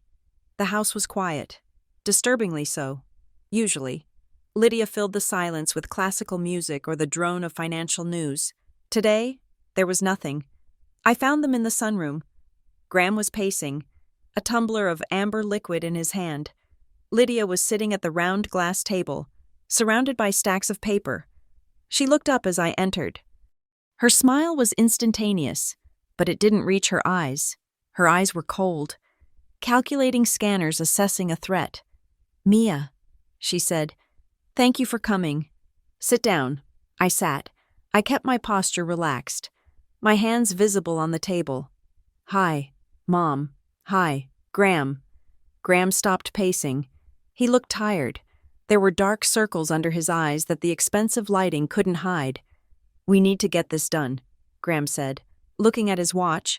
"I have an early start tomorrow." Lydia shot him a warning look, a microscopic flinch of her eyebrows. "Calm down. Stick to the script. It is just some housekeeping," Lydia said, sliding a document toward me. She picked up a heavy silver pen and held it out. I looked at the paper. The header read, "Waiver of accounting and consent to immediate distribution." It was a legal bear trap. If I signed this, I was essentially agreeing that Lydia had done a perfect job as executor, that I accepted whatever payout she decided was fair, and that I waived my right to ever ask for a detailed audit of the estate. I picked up the paper, pretending to read it slowly. I let the silence stretch.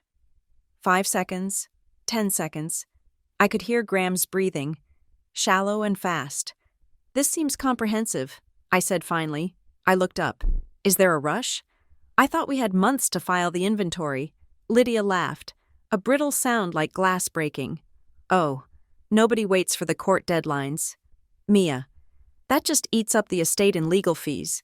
We want to maximize the value for everyone, especially you. Graham and I have been working all weekend to organize the assets so we can get your share released to you immediately." She leaned forward, her voice dropping to a conspiratorial whisper. "The market is volatile, honey. If we hold on to the farm, we lose value. We have a cash buyer lined up. We need to move now." I set the paper down. I didn't take the pen. "But Grandpa always said the farm was the legacy," I said, keeping my voice innocent. "He told me he wanted it to stay in the family." Graham snorted. He took a long swallow of his drink. "Grandpa said a lot of things," Graham said, toward the end. He didn't know what he was talking about. I turned to look at him. "Really?" I asked. He seemed pretty clear when I saw him. Graham shook his head. He walked over to the window. Turning his back to me, he was confused. "Mia, he didn't understand his finances at the end. He was mixing up accounts, forgetting bills. He thought he had money he didn't have. It was sad. Really." I froze. He didn't understand his finances. It was the exact same phrase Vance, the bank manager, had used when describing Lydia's argument in 2016. It was a script, a rehearsed line they had agreed upon 10 years ago and were still reciting today. "That is strange," I said. "I played chess with him 3 weeks ago. He beat me. He remembered moves from games we played in 1998. He didn't seem confused to me." Lydia's hand twitched on the table. "Chess is a game, Mia," she snapped. "Real estate and tax law are reality." His mind was going. "We were protecting him from himself, and now we are trying to protect you from the mess he left behind." She tapped the paper with a manicured fingernail. "Just sign the waiver. Mia, it releases $50,000 to you tomorrow. You can pay off your student loans. You can fix your car. $50,000. She was offering me crumbs from a $2 million loaf, and she expected me to be grateful. I looked at the waiver again. "I don't know." "Mom," I said, "I think I should probably have a lawyer look at this. You know, just for due diligence.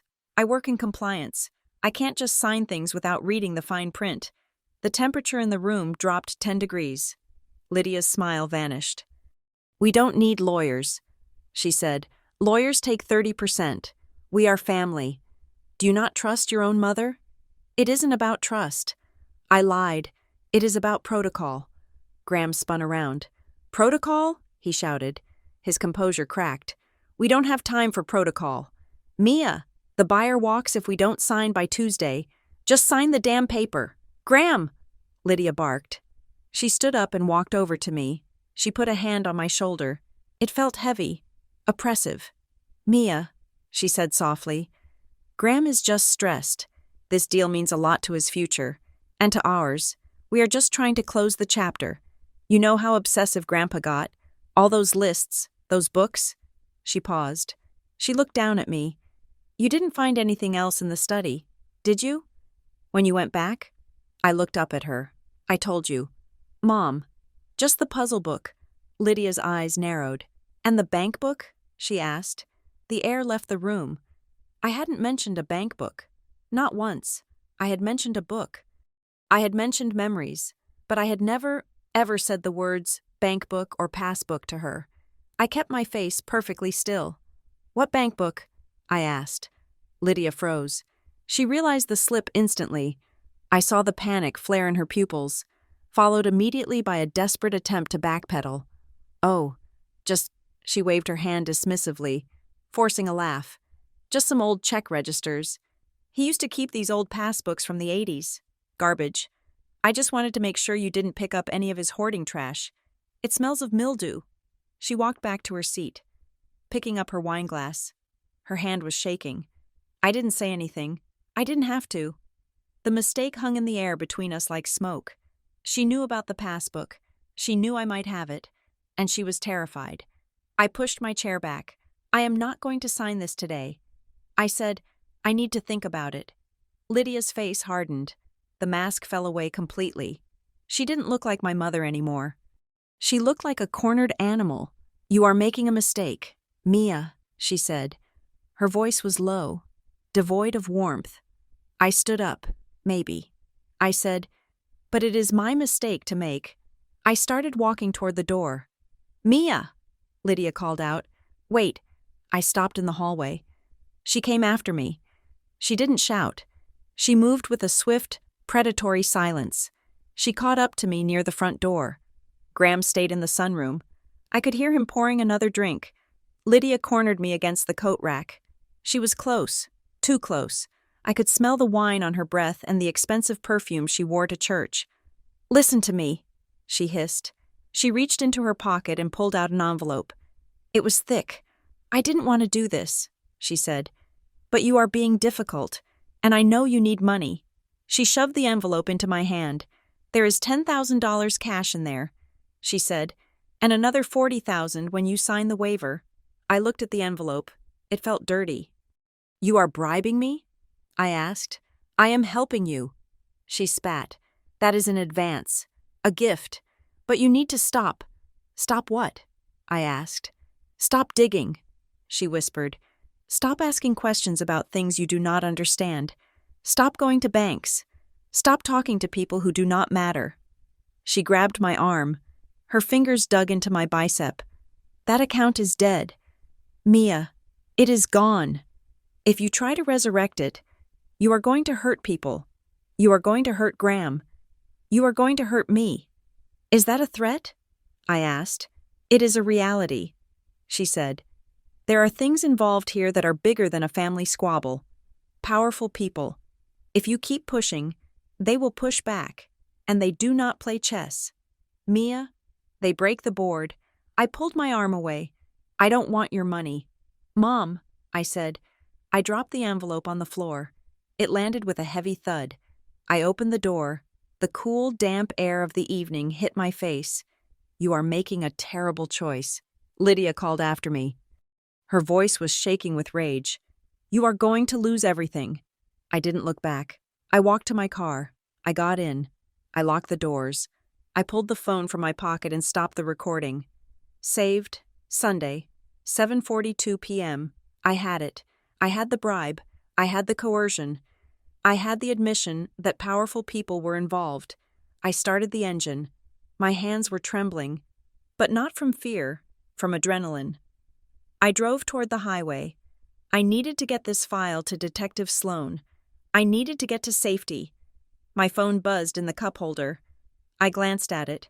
It was a text message. The number was blocked. Unknown sender. I waited until I hit a red light to pick it up. I read the message. Stop. That account got people fired. The next step isn't termination. It is elimination. Walk away. I stared at the screen. The light turned green. A car behind me honked. I drove forward, my heart hammering against my ribs. It wasn't Lydia. Lydia would have texted from her own phone, or she would have just screamed at me. This was clinical. This was precise. This was the bank, or rather, this was Gerald Sterling, or Vance's old boss, or whoever had buried the file 10 years ago. They were watching. They knew I had been at the house. They knew I hadn't signed. Grandpa's trap wasn't just catching rats. It was catching wolves. And now, the wolves were circling the car. I dialed Detective Sloan. "Pick up," I whispered. "Pick up." Sloan answered on the second ring. "Mia? They just threatened me," I said. My voice was tight. "Not my mother. Someone else. I got a text." "Read it to me," Sloan said instantly. I could hear the sound of keys jingling, like she was grabbing her car keys. I read her the message. "Okay," Sloan said. Her voice was calm, deadly calm. "That is it. That is the overt act. We are done waiting." "What do we do?" I asked. "Go home," Sloan said. "Lock your door. Do not go out. I am putting a patrol car outside your building tonight. And tomorrow?" I asked. "Tomorrow is Monday." Sloan said, "Tomorrow, Graham tries to move the money. And tomorrow, we take them down." I hung up. I looked at the road ahead. The rain was starting again, a light drizzle that smeared the streetlights into long, bleeding streaks of light. I wasn't the inconvenient daughter anymore. I was the witness, and for the first time, I realized that my grandfather hadn't just left me a puzzle. He had left me a weapon, and I was about to pull the trigger. Monday morning did not begin with sunlight. It began with the static crackle of a police radio and the harsh, synchronized movement of justice finally catching up to speed. At 5:45 in the morning, my phone lit up. It was Detective Sloan. "It is happening," she said. Her voice was clipped, professional, devoid of the fatigue I knew she must be feeling. "We are executing the warrant simultaneously. Do not leave your apartment. We have a patrol car out front, but I want you inside until the initial sweep is done." "Where are they?" I asked. Sitting up in bed, clutching the duvet. "Teams are at your mother's house now," Sloan said. "And we have a unit waiting for Graham at his gym. We are not giving them time to call each other. We are not giving them time to shred a single receipt." I hung up and walked to the window. The street below was wet with rain, gray and quiet. But miles away, in the suburbs, my family's carefully constructed fortress was being breached. I imagined it. I didn't have to be there to see it. I knew Lydia's routine. She would be in the kitchen, making her herbal tea, wearing her silk robe, planning her day of real estate domination. She would hear the cars first, not the polite crunch of a visitor on gravel, but the aggressive screech of tires braking hard. Later, Sloan told me exactly how it went down. Lydia opened the door before they could batter it down. She was wearing her white bathrobe, her hair wrapped in a towel. For the first time in her life, she was not wearing her face. No foundation, no lipstick, no armor. When she saw the badges, she didn't scream, she didn't cry. She just went absolutely still. "Lydia Peterson," the officer said, "you are under arrest for conspiracy to commit wire fraud, elder financial exploitation, and money laundering." Sloan said Lydia looked at the handcuffs like they were a dirty rag someone had left on her porch. She didn't ask why. She didn't ask for Graham. She just looked at the neighbors' houses, terrified that someone might be watching. Her vanity survived until the very end. Even as her freedom died, Graham's arrest was different.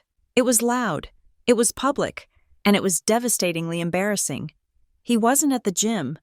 He had skipped his workout to meet with the real estate attorney for the beach house closing. He was sitting in a glass-walled conference room in downtown Raleigh, wearing a suit that cost $3,000, signing papers that would leverage money he didn't own. Two uniformed officers and a plainclothes detective walked right past the receptionist. They walked into the conference room while Graham was uncapping his fountain pen. Graham Peterson? Graham stood up, flashing that charming, confused smile. "Gentlemen," he said, checking his watch, "I am in the middle of a closing. If this is about a parking ticket, surely it can wait." The detective didn't smile. He pulled out the cuffs. "Stand up and place your hands behind your back." The lawyer across the table, a man Graham had been trying to impress for years, froze. The paralegals stared. Graham's face went from confusion to red-hot humiliation in 3 seconds. He wasn't the brilliant consultant anymore. He was a fraud being dragged out of a high-rise, past the very people he had spent his life trying to emulate. By 9 o'clock, the evidence was pouring in. Sloane called me again at noon.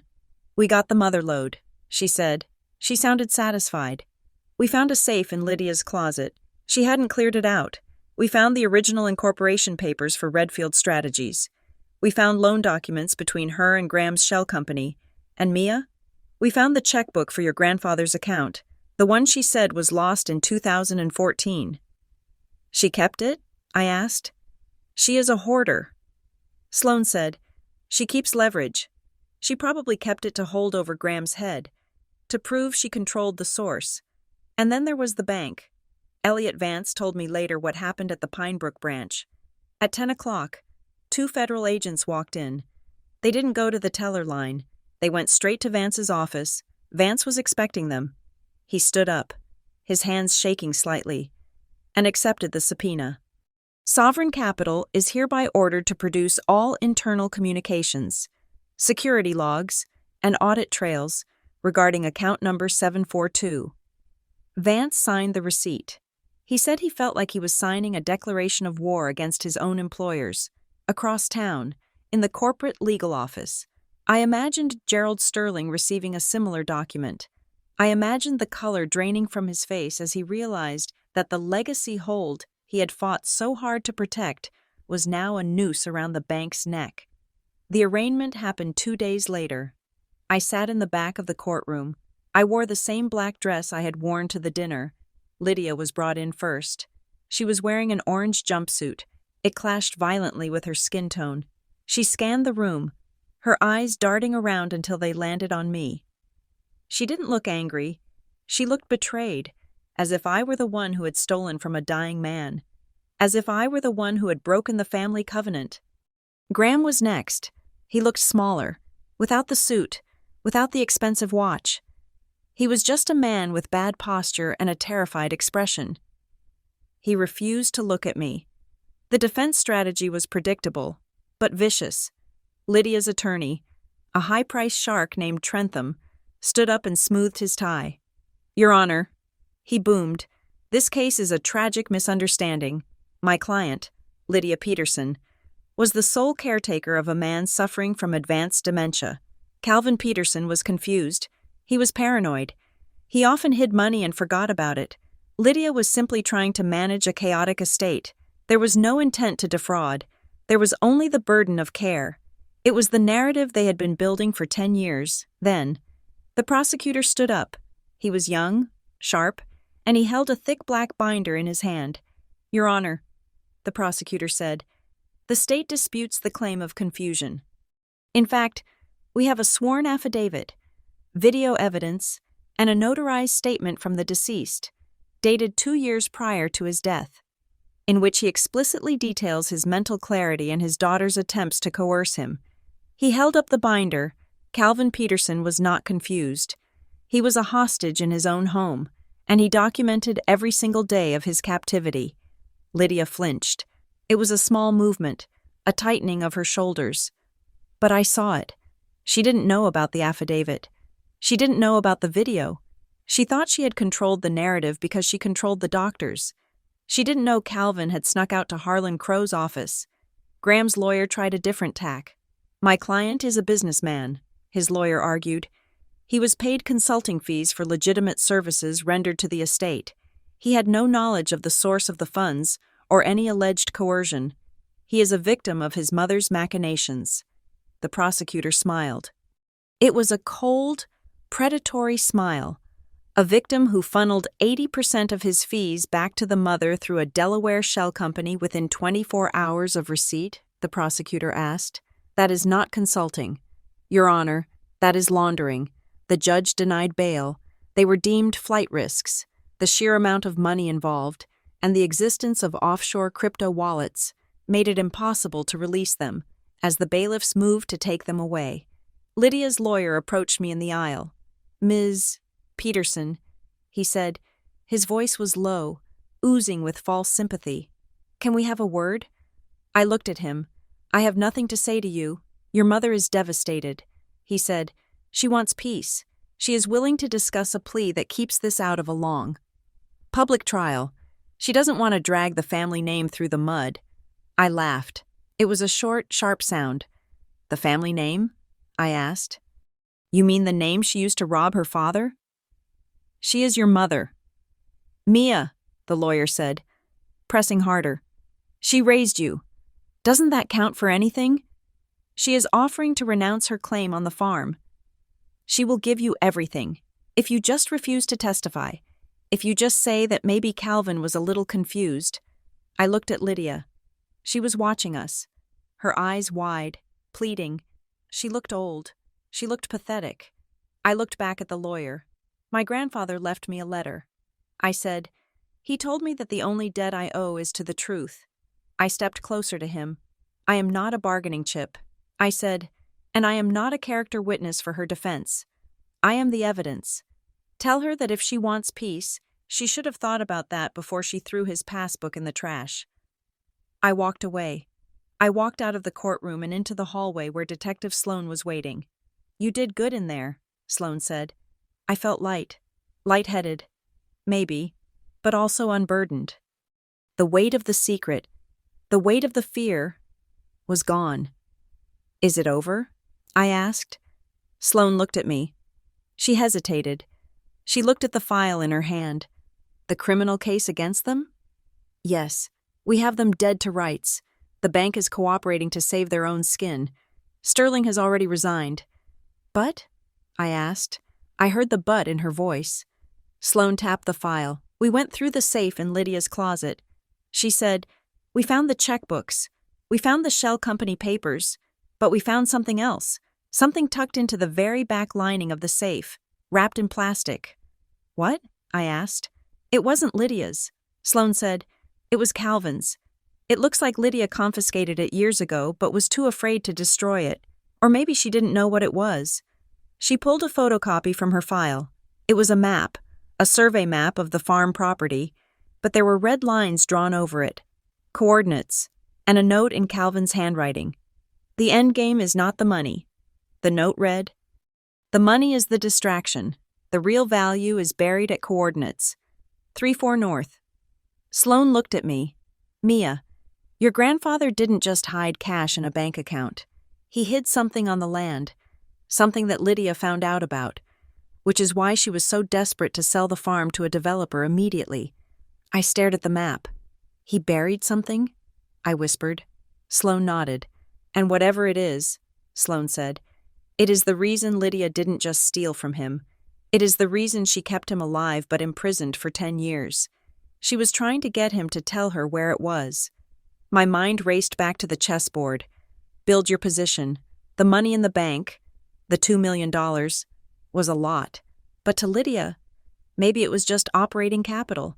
Maybe the real prize, the king on the board, was still out there, under the soil of Sable Ridge. We need to go to the farm. I said. Sloan nodded. I have a team ready. She said, let's go see what your grandfather really left you. We walked out of the courthouse, leaving my mother and brother in their cells, and stepped into a world that suddenly felt much, much bigger than a simple revenge story. The gavel did not sound like a thunderclap. It sounded like a dry wooden period placed at the end of a very long, very ugly sentence. On sentencing day, the courtroom was packed. The local press had seized upon the story of the Peterson family, the prominent real estate matriarch and her consultant's son, exposed as predators preying on their own vulnerable patriarch. It was the kind of Southern Gothic tragedy that people loved to read about over their morning coffee. Provided it was not their family in the headlines, I sat in the front row. I was alone. Lydia stood before the judge. She had swapped the orange jumpsuit for a gray pantsuit that her lawyer had brought her, but it hung loosely on her frame. The weeks in county jail had stripped away the filler, the Botox, and the bravado. She looked small. When the judge asked if she had anything to say, she looked back at the gallery. She didn't look at the judge. She looked at me. Her eyes were not filled with remorse. They were filled with a terrifying, hollow confusion, as if she still could not understand how the pawn had managed to capture the queen. "Lydia Peterson," the judge said, his voice echoing in the high-ceilinged room, "you are hereby sentenced to 84 months in a federal correctional facility, to be followed by 3 years of supervised release, 7 years. The judge continued, "The court also orders full restitution to the estate of Calvin Peterson in the amount of $450,000, representing the funds misappropriated during your tenure as caretaker, your personal assets, including the property at Sable Ridge and your primary residence, are placed in receivership for immediate liquidation." Lydia flinched. The money. Losing the freedom hurt, but losing the houses, the tangible symbols of her status, that was the death blow. She was being erased. Then it was Graham's turn. He stood up. He tried to project the image of the misunderstood businessman, but the facade was gone. The shell companies, the fake consulting fees, the laundering, it was all in the public record now. Redfield Strategies was not a consulting firm. It was a crime scene. Graham Peterson, the judge read, "On the count of conspiracy to commit wire fraud, you are sentenced to 48 months. You are hereby designated a convicted felon. 4 years. Graham closed his eyes. I saw his throat work as he swallowed. In that moment, he wasn't the arrogant brother who mocked my car or my job. He was just a man realizing that his entire life, the career, the reputation, the beach house he almost bought, had evaporated. He was going to prison. And when he came out, he would not be a consultant. He would be a cautionary tale. I watched the bailiffs lead them away. They didn't look back at me. I walked out of the courthouse into the bright, blinding afternoon sun, and for the first time in 10 years, I took a breath that didn't feel restricted by their expectations. The legal resolution of the account happened 2 weeks later. The legacy hold was lifted.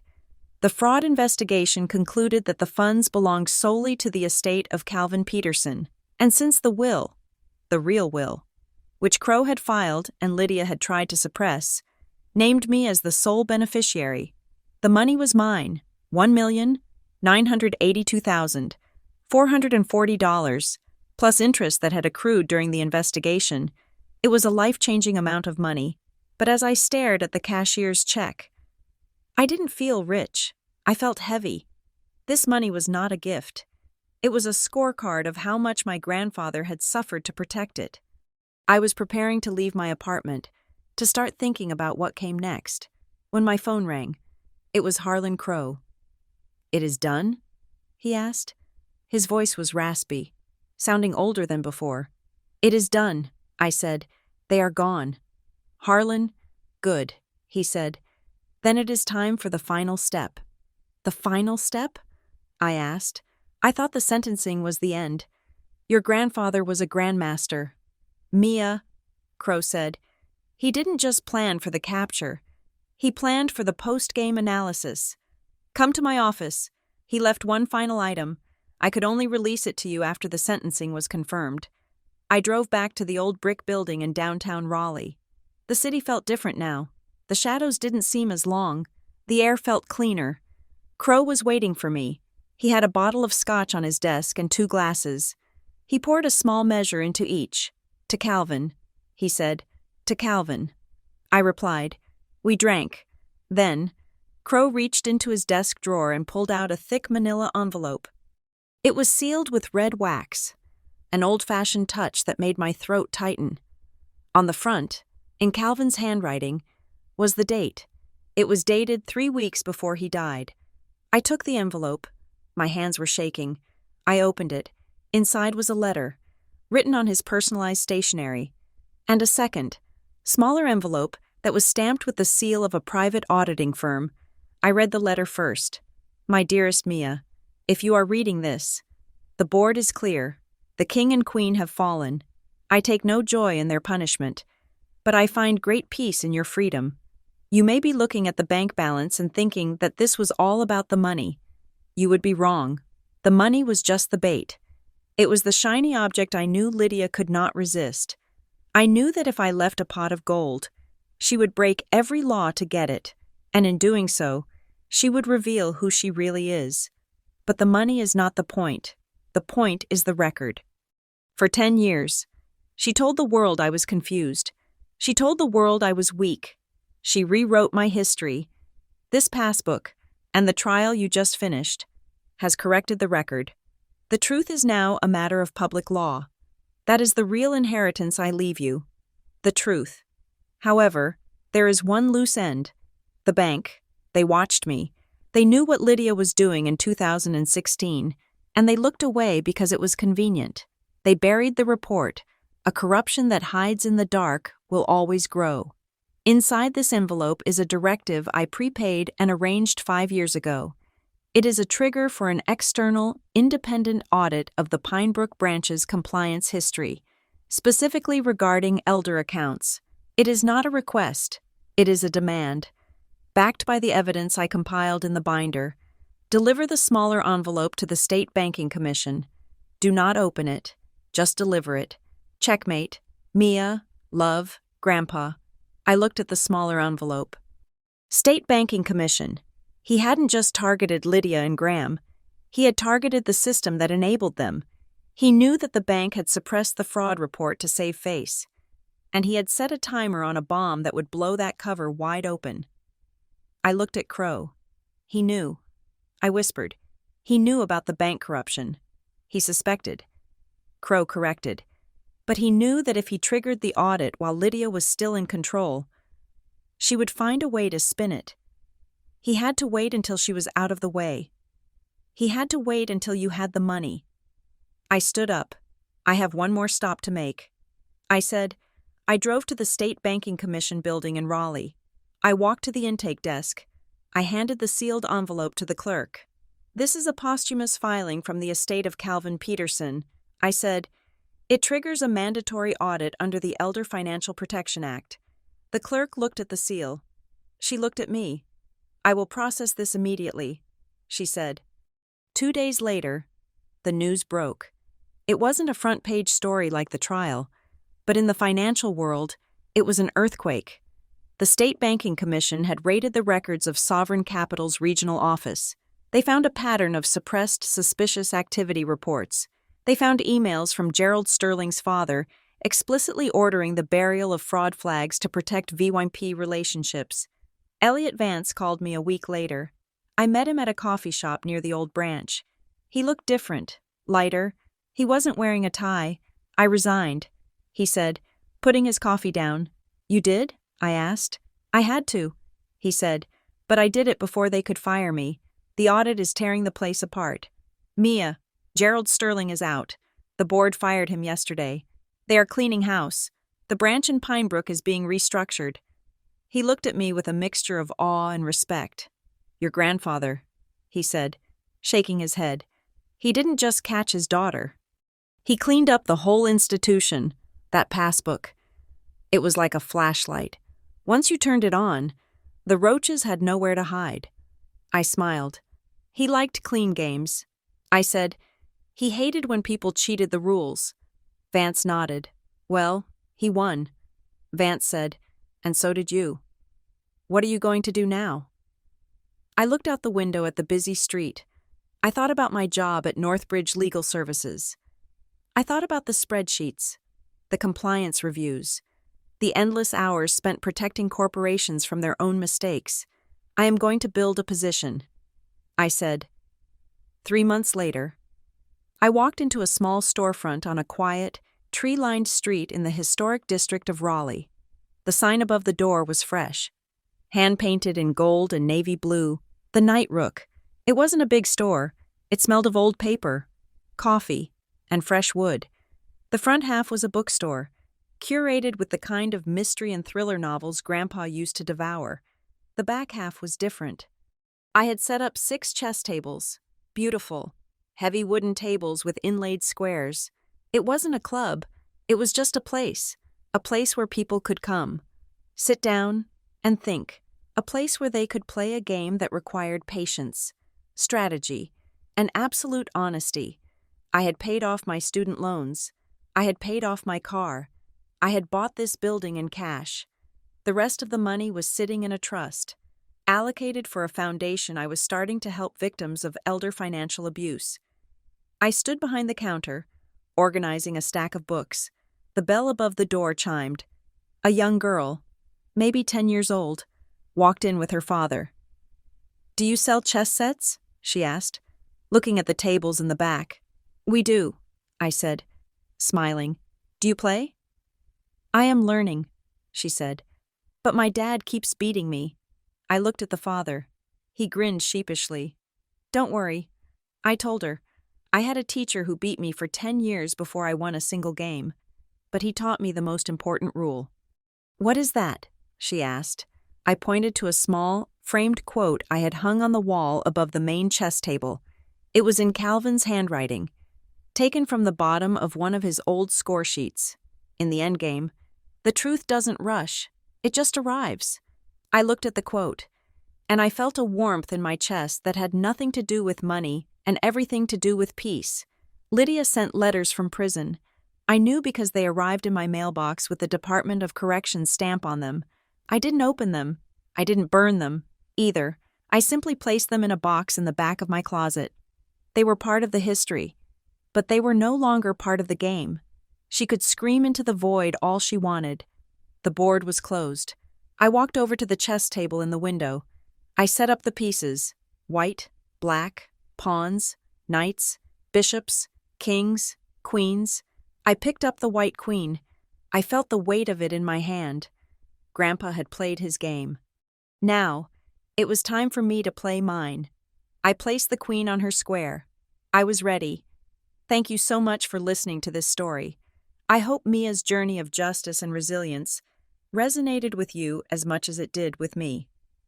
I would love to know where you are tuning in from today. Please drop a comment below and let me know which city or country you are listening from. It is always amazing to see how far these stories travel. If you enjoyed this story, please consider subscribing to the channel Kate Revenge Stories for more dramas like this one. Don't forget to like the video and hit that hype button to help this story get recommended to more listeners. Your support truly helps us bring these stories to life. See you in the next one.